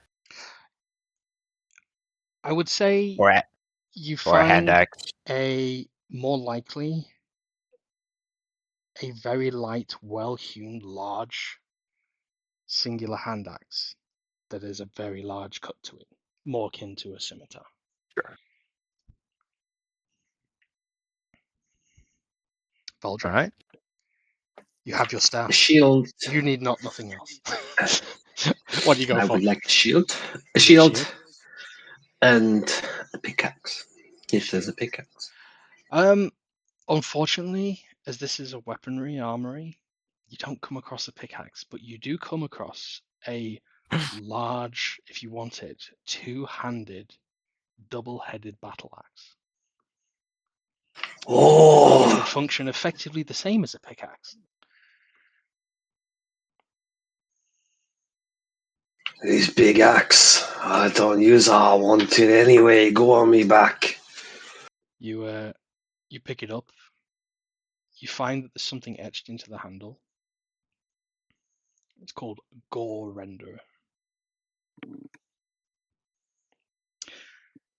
As you make your way down the corridor, taking a left turn, you can hear the crowd begin to chant. As you can hear a hype dwarf in the middle of the ring, shouting up various phrases, all in Dowie. You hear one or two of the lines. And who's going to win tonight? Will it be? And he begins reading out names of contestants, names that you didn't hear. As you turn the corridor, you see sat on benches 2, 3, maybe 4 dozen people, mostly dwarves, to be specific. 1 or 2 elves, and a few of other walks of life. One half beastman that you recognize to be very different in the room. No one is looking outside the group. You've seen everyone is huddled up talking in hushed voices. As at the end of the How corridor, there is an individual with a ledger, seemingly walking down, taking notes, and just doing attendance. What was your question? how large is the corridor? It's probably about 25 feet long, and it's just rows of benches for Is it almost all of the group. large?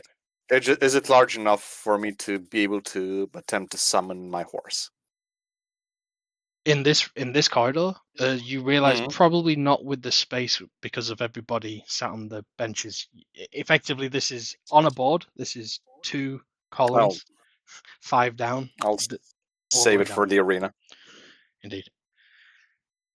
As As the checkered individual, the checklist individual gets down to you all, it just says here, well, through process of elimination, you must be Torbran's blot. Lot. I've Aye, got it written aye, here. There's a Torben's plot. very clear, big squiggly here, so indeed. Right, so just to go over the rules very quickly, as you can see, everything within your own abilities is permitted. However, any weaponry must be provided as that is ensured by the Watchers. You've all already signed with your terms and consents, yes, for your antes and your evaluations, Aye. right? Yeah, I've got you down for risk level, everything, correct? pretty much. Fantastic. So we currently have 8 teams. 5 are in the everything category. So at the bare minimum, you're already 5th. See. Is there any price for being 5th? Are you asking to withdraw immediately? Just wondering out of curiosity. I don't have the prices down here. I believe they were advertised ahead of schedule, and you'll I find don't out know, on your first price success. it'll be. Right. Okay. Right. So we've got you drawn against the old tankards. That means you're 2nd up. Alright. Guess off we go then. You hear the hype man complete, and he says, and without last but not least, the crowd favorites, Grumney's Militia! As storming out the gate as the portcullis at the end of this corridor opens, 4 dwarves, naked at the top half of their torsos, each wearing dual-wielding hand axes, all led by an angry-looking dwarf with a massive mohawk, run headlong out of the containment area that you all sit eagerly anticipating what lies before you. Following behind them is a small group of dwarves who look a lot more confused, scared, intimidated as they all exit out. As you realize the room in which you're in has a small slit in the wall that looks directly into the ring itself, and as the gateway closes, everybody in here immediately runs to the side of the wall that you're currently standing against to look through and watch the show. You watch as all the lights dim, and on a large gong sound, you hear a heavy chain begin to tug as a doorway on the other side of the arena begins to lift. You watch as smoke begins to unfurl outside of this doorway, as running into view are 4, 5, maybe 6 shadows of seamless, immeasurable height, size begin to swirl around the interior of this ring. Many go up to the top of where the cage is before jumping back down as you realize there's excessive lighting, but only at the top of this cage, as the rest of the torches around the ring on the inside, at about head height, are all extinguished. And as black smoke begins to slowly fill the arena, you can just hear the crowd eagerly roaring in anticipation before immediately the sound of the fight ensuing. Metal clashes on solid surfaces, cries of dwarven cheer, laughter, the crowd roaring as you hear, and another one's fallen. More battling. The lights go out completely for but a moment, and as the light returns, you hear booing from the crowd. A small string of bodies, 3 on the floor. As you can see, all the contestants now huddling around back to back, both groups seemingly surrounded, and you can see mist swirling around them. Before a moment later, you watch as the mohawked dwarf lunges into the darkness, disappears. You hear an almighty roar, and a gong. The gong interrupting the silence. The gong strikes a third time. And there we have it! I think we can say, looking at the aftermath, a clear victory for Grumney's militia. With a 4-1 standing at the end of that round, they'll be going straight through to the semis. As you can hear the crowd roaring, and as the shadows dissipate, you can see creatures flooding, running back as lights begin to illuminate around what were previously extinguished. The creatures rush back into that open door at the end of the arena. You see 3 what seem to be either heavily hurt or dead dwarves in the middle of the arena as the Grumney's militia are running around, getting involved with the crowd. Well, they seem to enjoy what they're doing.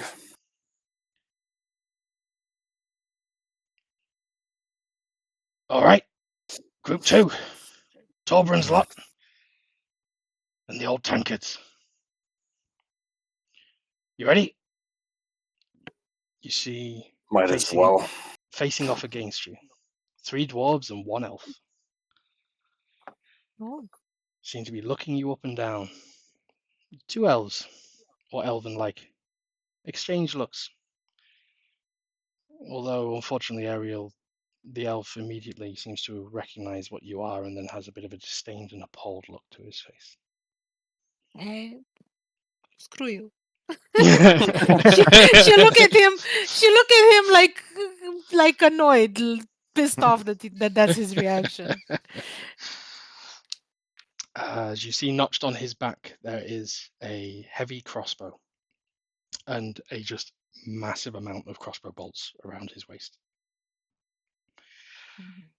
As the 2 of you set out onto this battlefield, I would like you all to roll initiative, please. As soon as I step out, can I summon my horse? If you want to.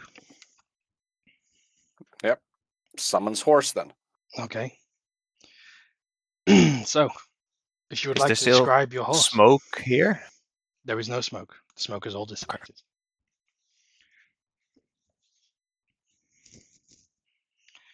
All right, so Where's we the have initiative got... here? You call yourself dwarfs? I can't believe you call yourself dwarfs, you little bastards. You see this axe go, is it gonna go, yeah? Make an intimidation roll Sir, as you're lining up on the initiative. Where's the initiative in the... I've Screen got shot. you on a 9. Middle top next to your armor class. Yeah, so Yeah. I've got Ariel with a 16, Tolbrun with 11, Salothar on a 9, and Voldreth with a 5. Is that correct? Sir Lothar didn't roll. I Oh, I he did, rolled I a 9 just did. again. Do you not have a dex bonus? Nope. Okay. Just lazy. Typical, really. Great stuff. So, as we head into initiative order, you fan around this arena. How do you wish to position? I know we've got the board just for a little bit of reference, but you are in the center of this arena itself. If you guys want to move your tokens just to position, and then we'll describe how it is. If you imagine We are in the center. you're currently in the center, how would you like to position? At the very north is where the gate is that you reckon is going to open from last time when your foe enter. What is the size of the arena? Probably 100 feet in circumference. Sorry, in Diameter. 100 feet from left wall to right wall. Right. Oh, if it's that small. Do you want to retcon the pony? Yeah, if it's that small, I'll retcon the pony. Okay. 100 feet isn't small, though.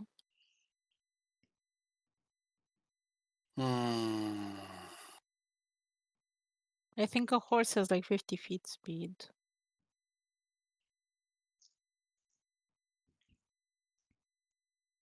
I'm just trying to get a sense of scale here.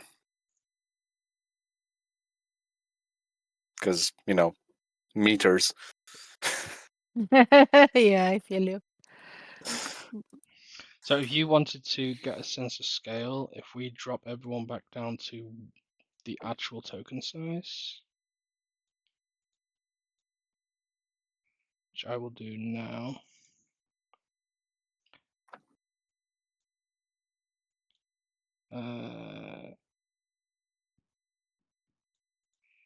And how do I? You should be able to adjust the map size to give it Yes, as many squares as you custom want. size. It's 20 by 20 already. Yeah, right now it's roughly 130 feet top to bottom. Yeah, 120. So if I do 18,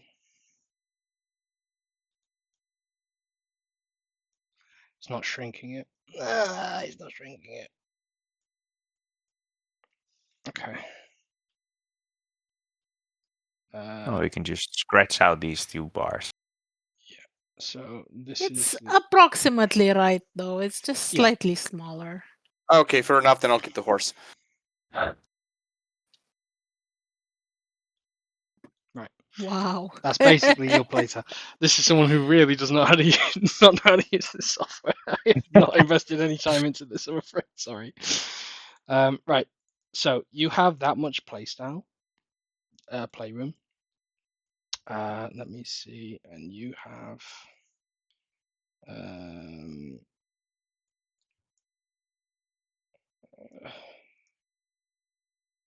need that out of the way.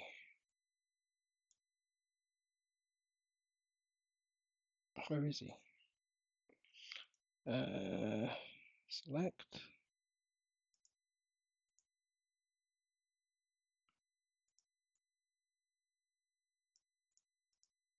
How do you erase with this? I don't know. If you can let me know, that'd be great. 1 second. You should be able to select your stroke and delete it, but I'm not sure exactly how. Oh, I see. Just with the on the top left, use the little arrow. With the little arrow.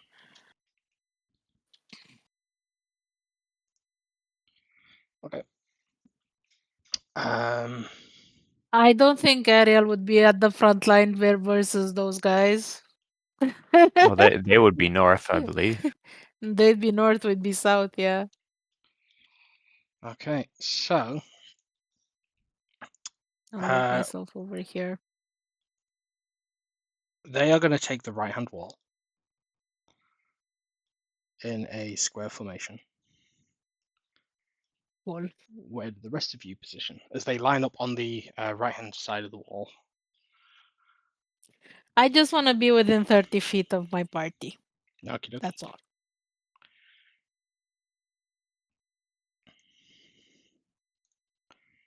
I want to be behind human meat shield. This is for a visual reference of location only, not actually the creature. But it is that big. As you stand ready, the hype man announces as you can look up and you sort of trace the voice. You see standing at the south end, above the gateway that you guys have just run onto the field of battle to. There is a dwarf who's standing with his hand on his throat, and you watch as this magnified voice is being shouted and amplified out to the crowd. That this is the hype man, as he says, "Ladies and gentlemen, here before you, the second bout. Tonight's entertainment in the Ring of Carnage. We have the old tankards versus first timers. Torbran's Blot."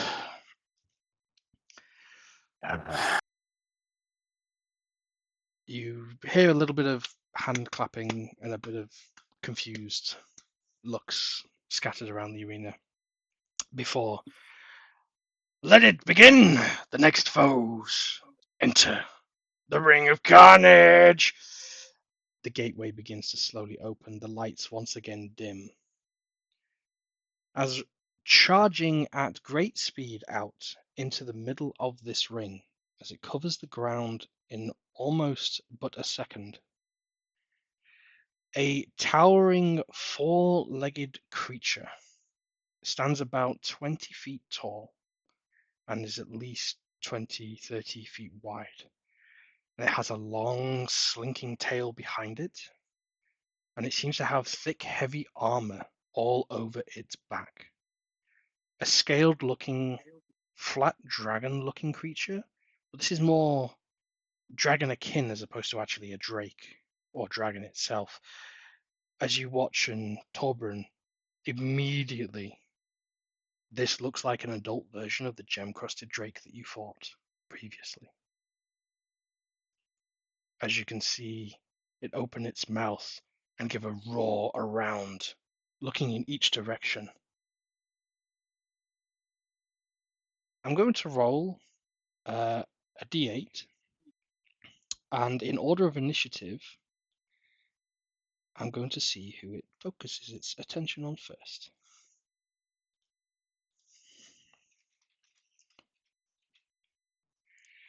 Last in the order of initiative, Voldreth. The dragon looks at you, or the gem drake looks at you as it stops and faces and angles towards Voldreth. Oh, great, comes after the old man. So, initiative order. Acting first is Ariel. What do you do? I'm a little bit confused that this gem drake, we're supposed to take it down sooner than the other party. Like that's the mechanics over here. Who knows? Okay. Uh, uh, I will prepare an action to cast. Actually, I'll let you yeah, make an intelligence roll if you want to deduce based on what you observed in the last round. amazing. Sure, I'll do that. Amazing. Oh Natural god, one for it's a 1 0. in 400. Okay. Oh. I'll be nice because I realize here the player's potentially asking. You get the sense that perhaps it is the team with the most members standing at the end will progress through Ah, okay. as they fought to a timer. I see. Okay, I understand. Um, then I'm just gonna uh cast a magic missile at it, I guess. Okie dokie. Let me redo my spell slots, by the way. Okay, magic missile. 1, 2, 3. All of them are 2. All right then. So total 3, 6, 9 damage force goes into the creature. Mm-hmm. Its eyes locked on Torbjorn. However, in response, he watches its tail begins to rear up in your direction over its head, Ariel. Mm-hmm. Next up, you watch as several crossbow bolts go flying into the head of this creature. It gives out a large roar as it immediately turns and faces its direction. At the source of that, as the elf can be seen immediately running as fast as he can away from this creature. Next up, one of the competitors pulls out a lute, mutters something under his breath, and then immediately shouts, "It's not even wearing any trousers!" Casting vicious mockery, and runs away from the creature. Next up is Torbjorn. Uh, hmm.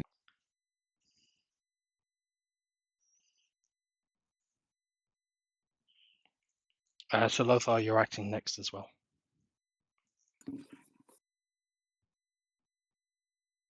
At the same time as Torbjorn, or After immediately Torbjorn. after?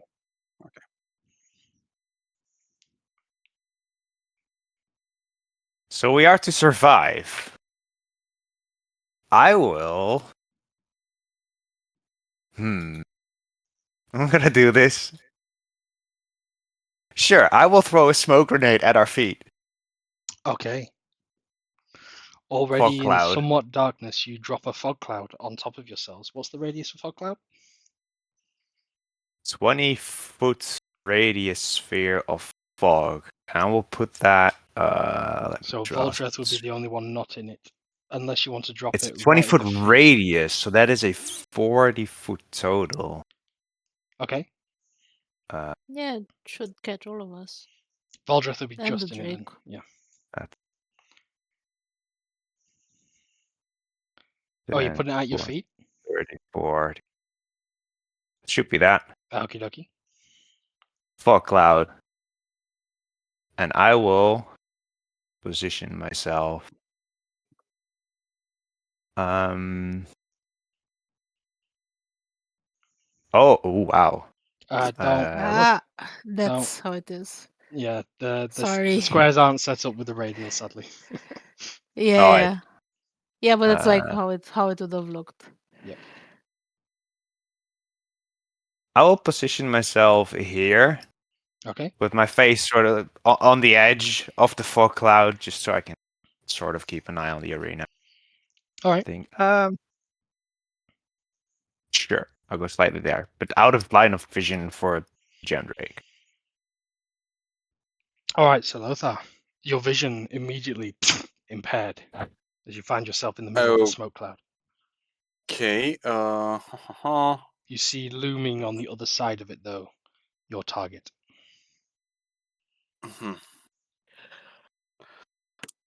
I'm going to see whether it acts against the other party first. So you're gonna hold your action. What are you holding? So I'm not going to hold my action, but I am going to enter dodge just in case it figures it wants to go against us. Okay, you enter dodge. All right. Next up, you watch as a large zap of almost like. Actually, no, you don't. None of you can see. He's gonna move here, and this guy is going to turn invisible. Voldreth, you're.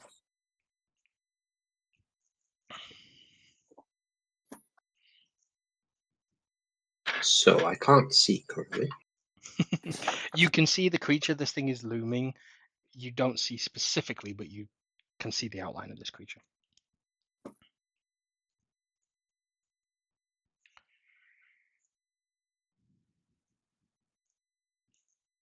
You know what? It's just Eldritch Blast. In the creature's general direction. Okie dokie. Go ahead and make your attack roll. That's for beam 1. Okay, that hits. That's beam 2. That misses. And now I just press it once. Where the hell is it? You just click on the results box. Oh, yeah. Oh, was. 5 points of force damage. Okay. As you watch it, seems to be taking the hits, but it seems a little bit unfazed. Also, you think, and it's just seemingly responding to wherever the last source of damage came from. As you see, it turns, and you think to begin to face the other way. But I need Salothar, Ariel, and Voldreth to make a dexterity saving throw, as dragging along the floor at full pace is a very heavy tail coming in all three of your direction. DC is 15. That's a 16 from Ariel. That's a success. Voldreth with an 8. Wait a second. Don't you have advantage on this because you got dodge action? Or does that not? Yes, I do. Okay. I do. I'm just looking for the dexterity. If you can see the attacker, you make dex saves with advantage. He can see the. It's for this, it's a 12 plus 3, it's a 15. 15. 15 just succeeds. You see this coming and jump. You know, just like jump rope. Ariel, you follow suit. Baldreth, as a dwarf, you don't quite jump high enough. You take 12 points of bludgeoning damage whilst I you're just then seen sort knocked, of jump, get clipped by the phoenix. and then you're knocked prone.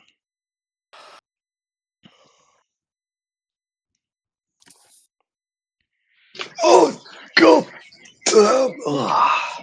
As simultaneously, you also hear a huge roar and then a gasps from the crowd as you just hear this, and the room begins to get a lot warmer. But its face is pointed away from you, so you can't quite see what's happening.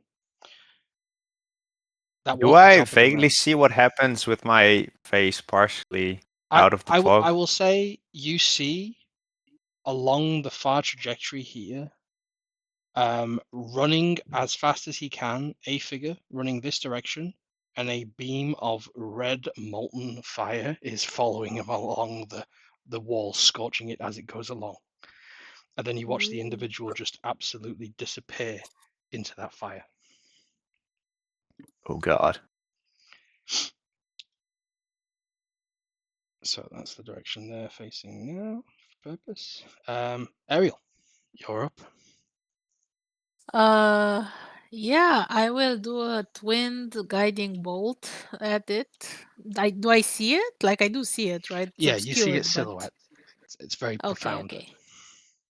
Okay, so does that mean that I hit it with disadvantage?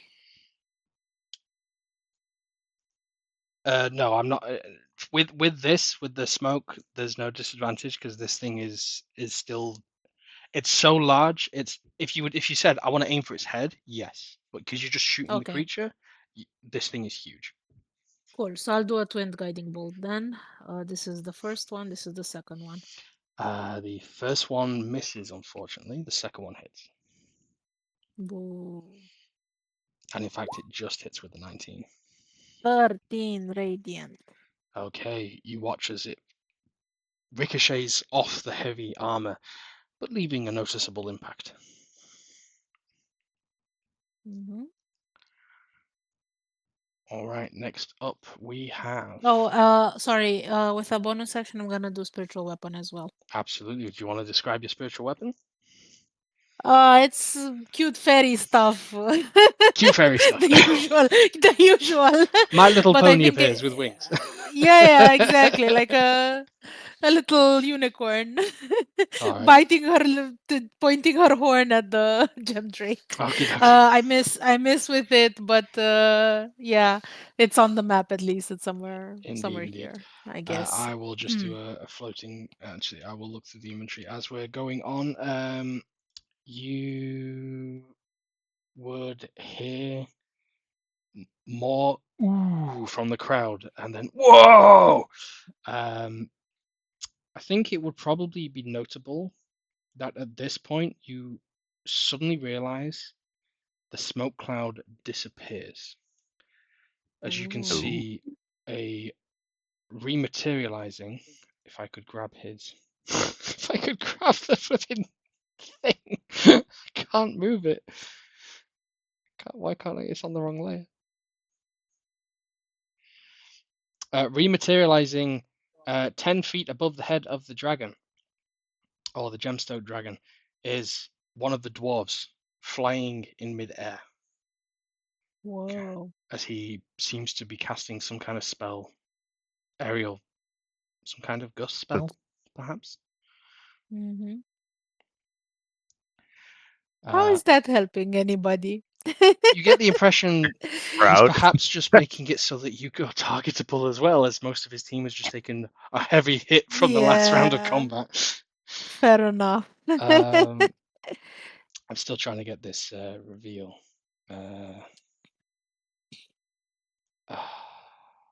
This honestly, I used to know this flipping site, but I now can't do it.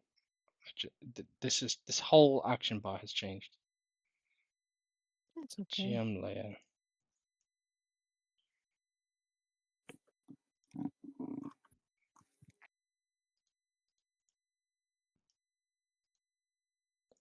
Map player. Okay, right.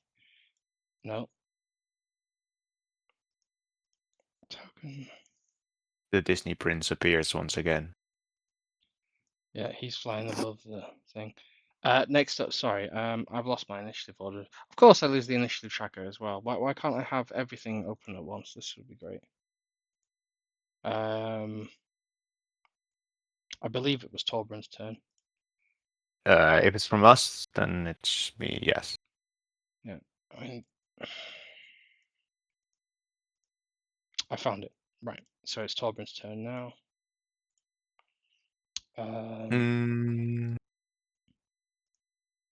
I will. Do I really want to shoot the dragon, the drake? It's just gonna draw his attention.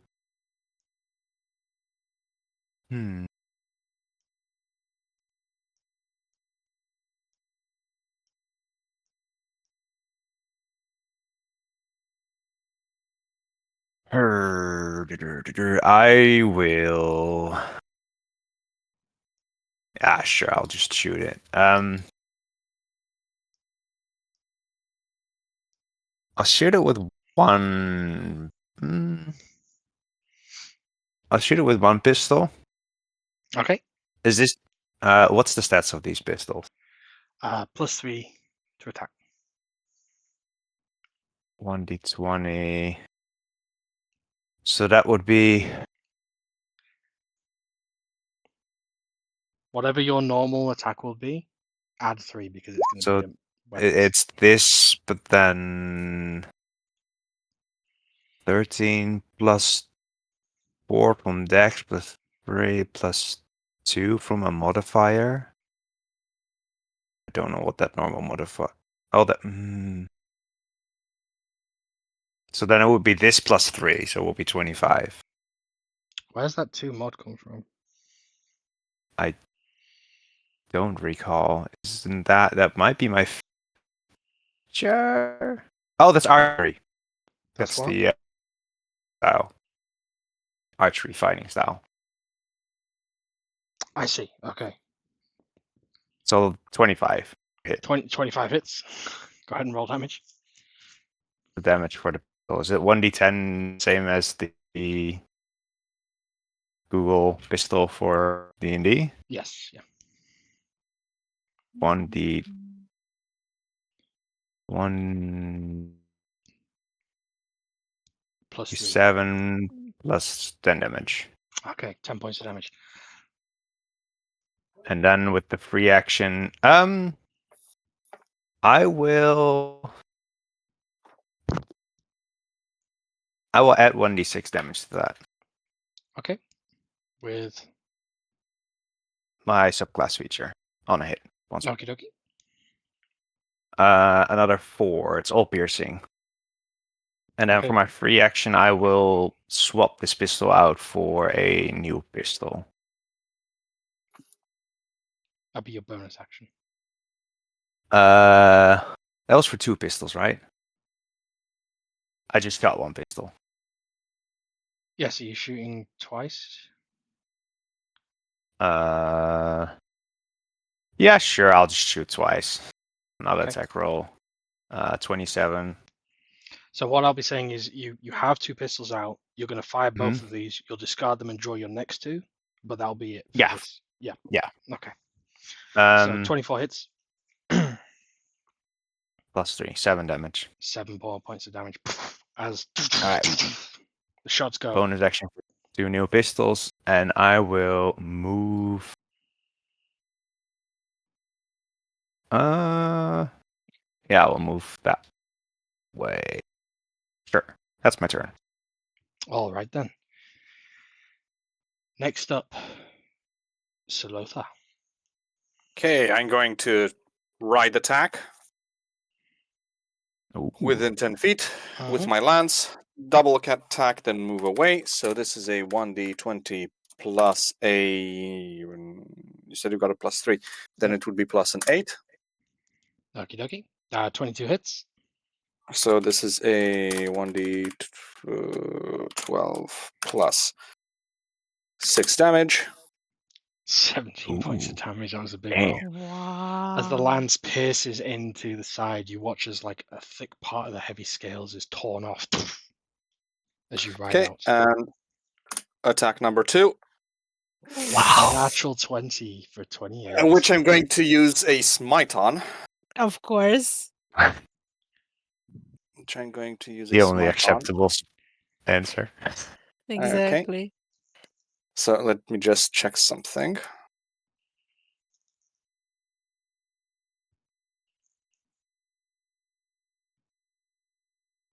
Yep, so I am going to use it as a second level. This thing isn't a fiend, right? No.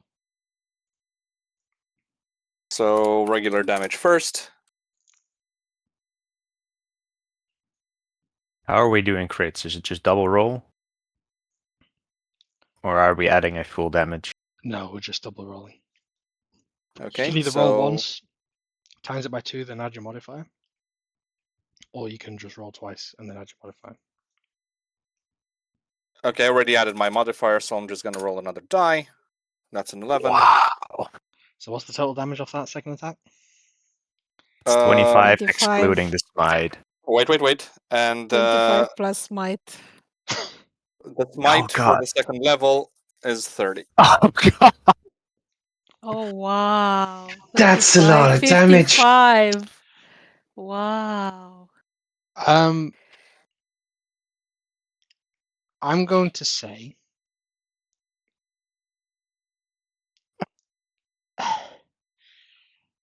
you see, as you shoot, as you let loose with the charge, the retreat, and the second charge, at the same time, a string of rapid-fire crossbow bolts go into the head of this creature as it rears up in response to you stabbing it in the flank. As you puncture the same place, you land in exactly where you first removed some of its hardened, exposed armor, revealing the underneath weak, more softer tissue. You plunge the the lance home as the creature flops down, motionless before you, dead.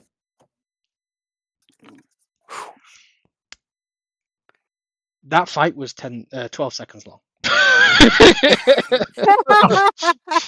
And you can see Yeah. by the reaction of the crowd, there is a solid 3 seconds of silence before the announcer shouts over, "Well, we've all known Jeremiah for a long time, but they are no more. We put this to the public vote. Which team fought best? Was it the old tankards?" And there's a "Ah!" Or was it Torbran's blot? Ah! I would like one of you to roll against me in the contested D20. I will say, Okay. because you guys did 80% of the damage, you guys can add a +4 to this. Who wants to roll against me? We're in Honor goes to Dwarfland. the killer. Yeah, you gotta do it. It's I'm true. on the floor, so You've done like 70 damage in Torbran's one like, turn. "I'm alive! Like, I'm alive!" Sorry, Volger. Folder didn't even see how the thing died. God, the sky's blue. Wait, no, that's the cave. 4 advantage, you said? A 4 a plus No, 4? no. It's a D20, add a 4. So roll 1d20 plus 4. Yep. Yeah. I was confused as to where the word advantage came up on that. Okay, so roll 1d20 from me. And with that, it's a very noticeable difference in the crowd as the announcer announces, with a 3-1 versus 3-1, but with the crowd's opinion, Torbran's blot advances.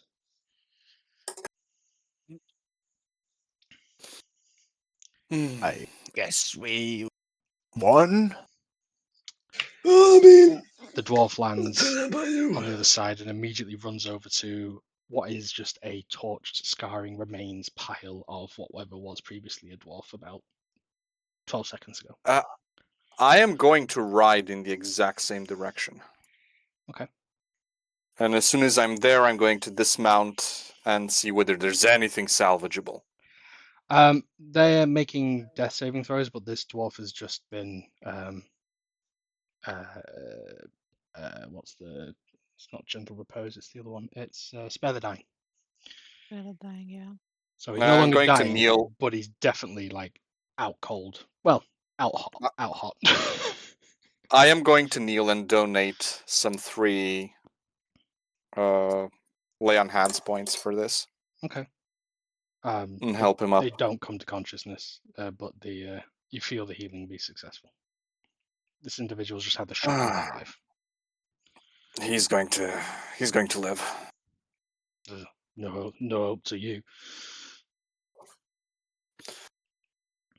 Well, we killed it before it killed you or us. Yeah. Jaws took the last shot. Don't know why the crowd went for you. Well, crowds.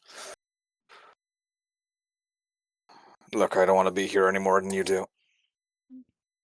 He's picking up his companion and he's just walking off to the entrance. And yeah, I'm going to mount back up and come back to my party.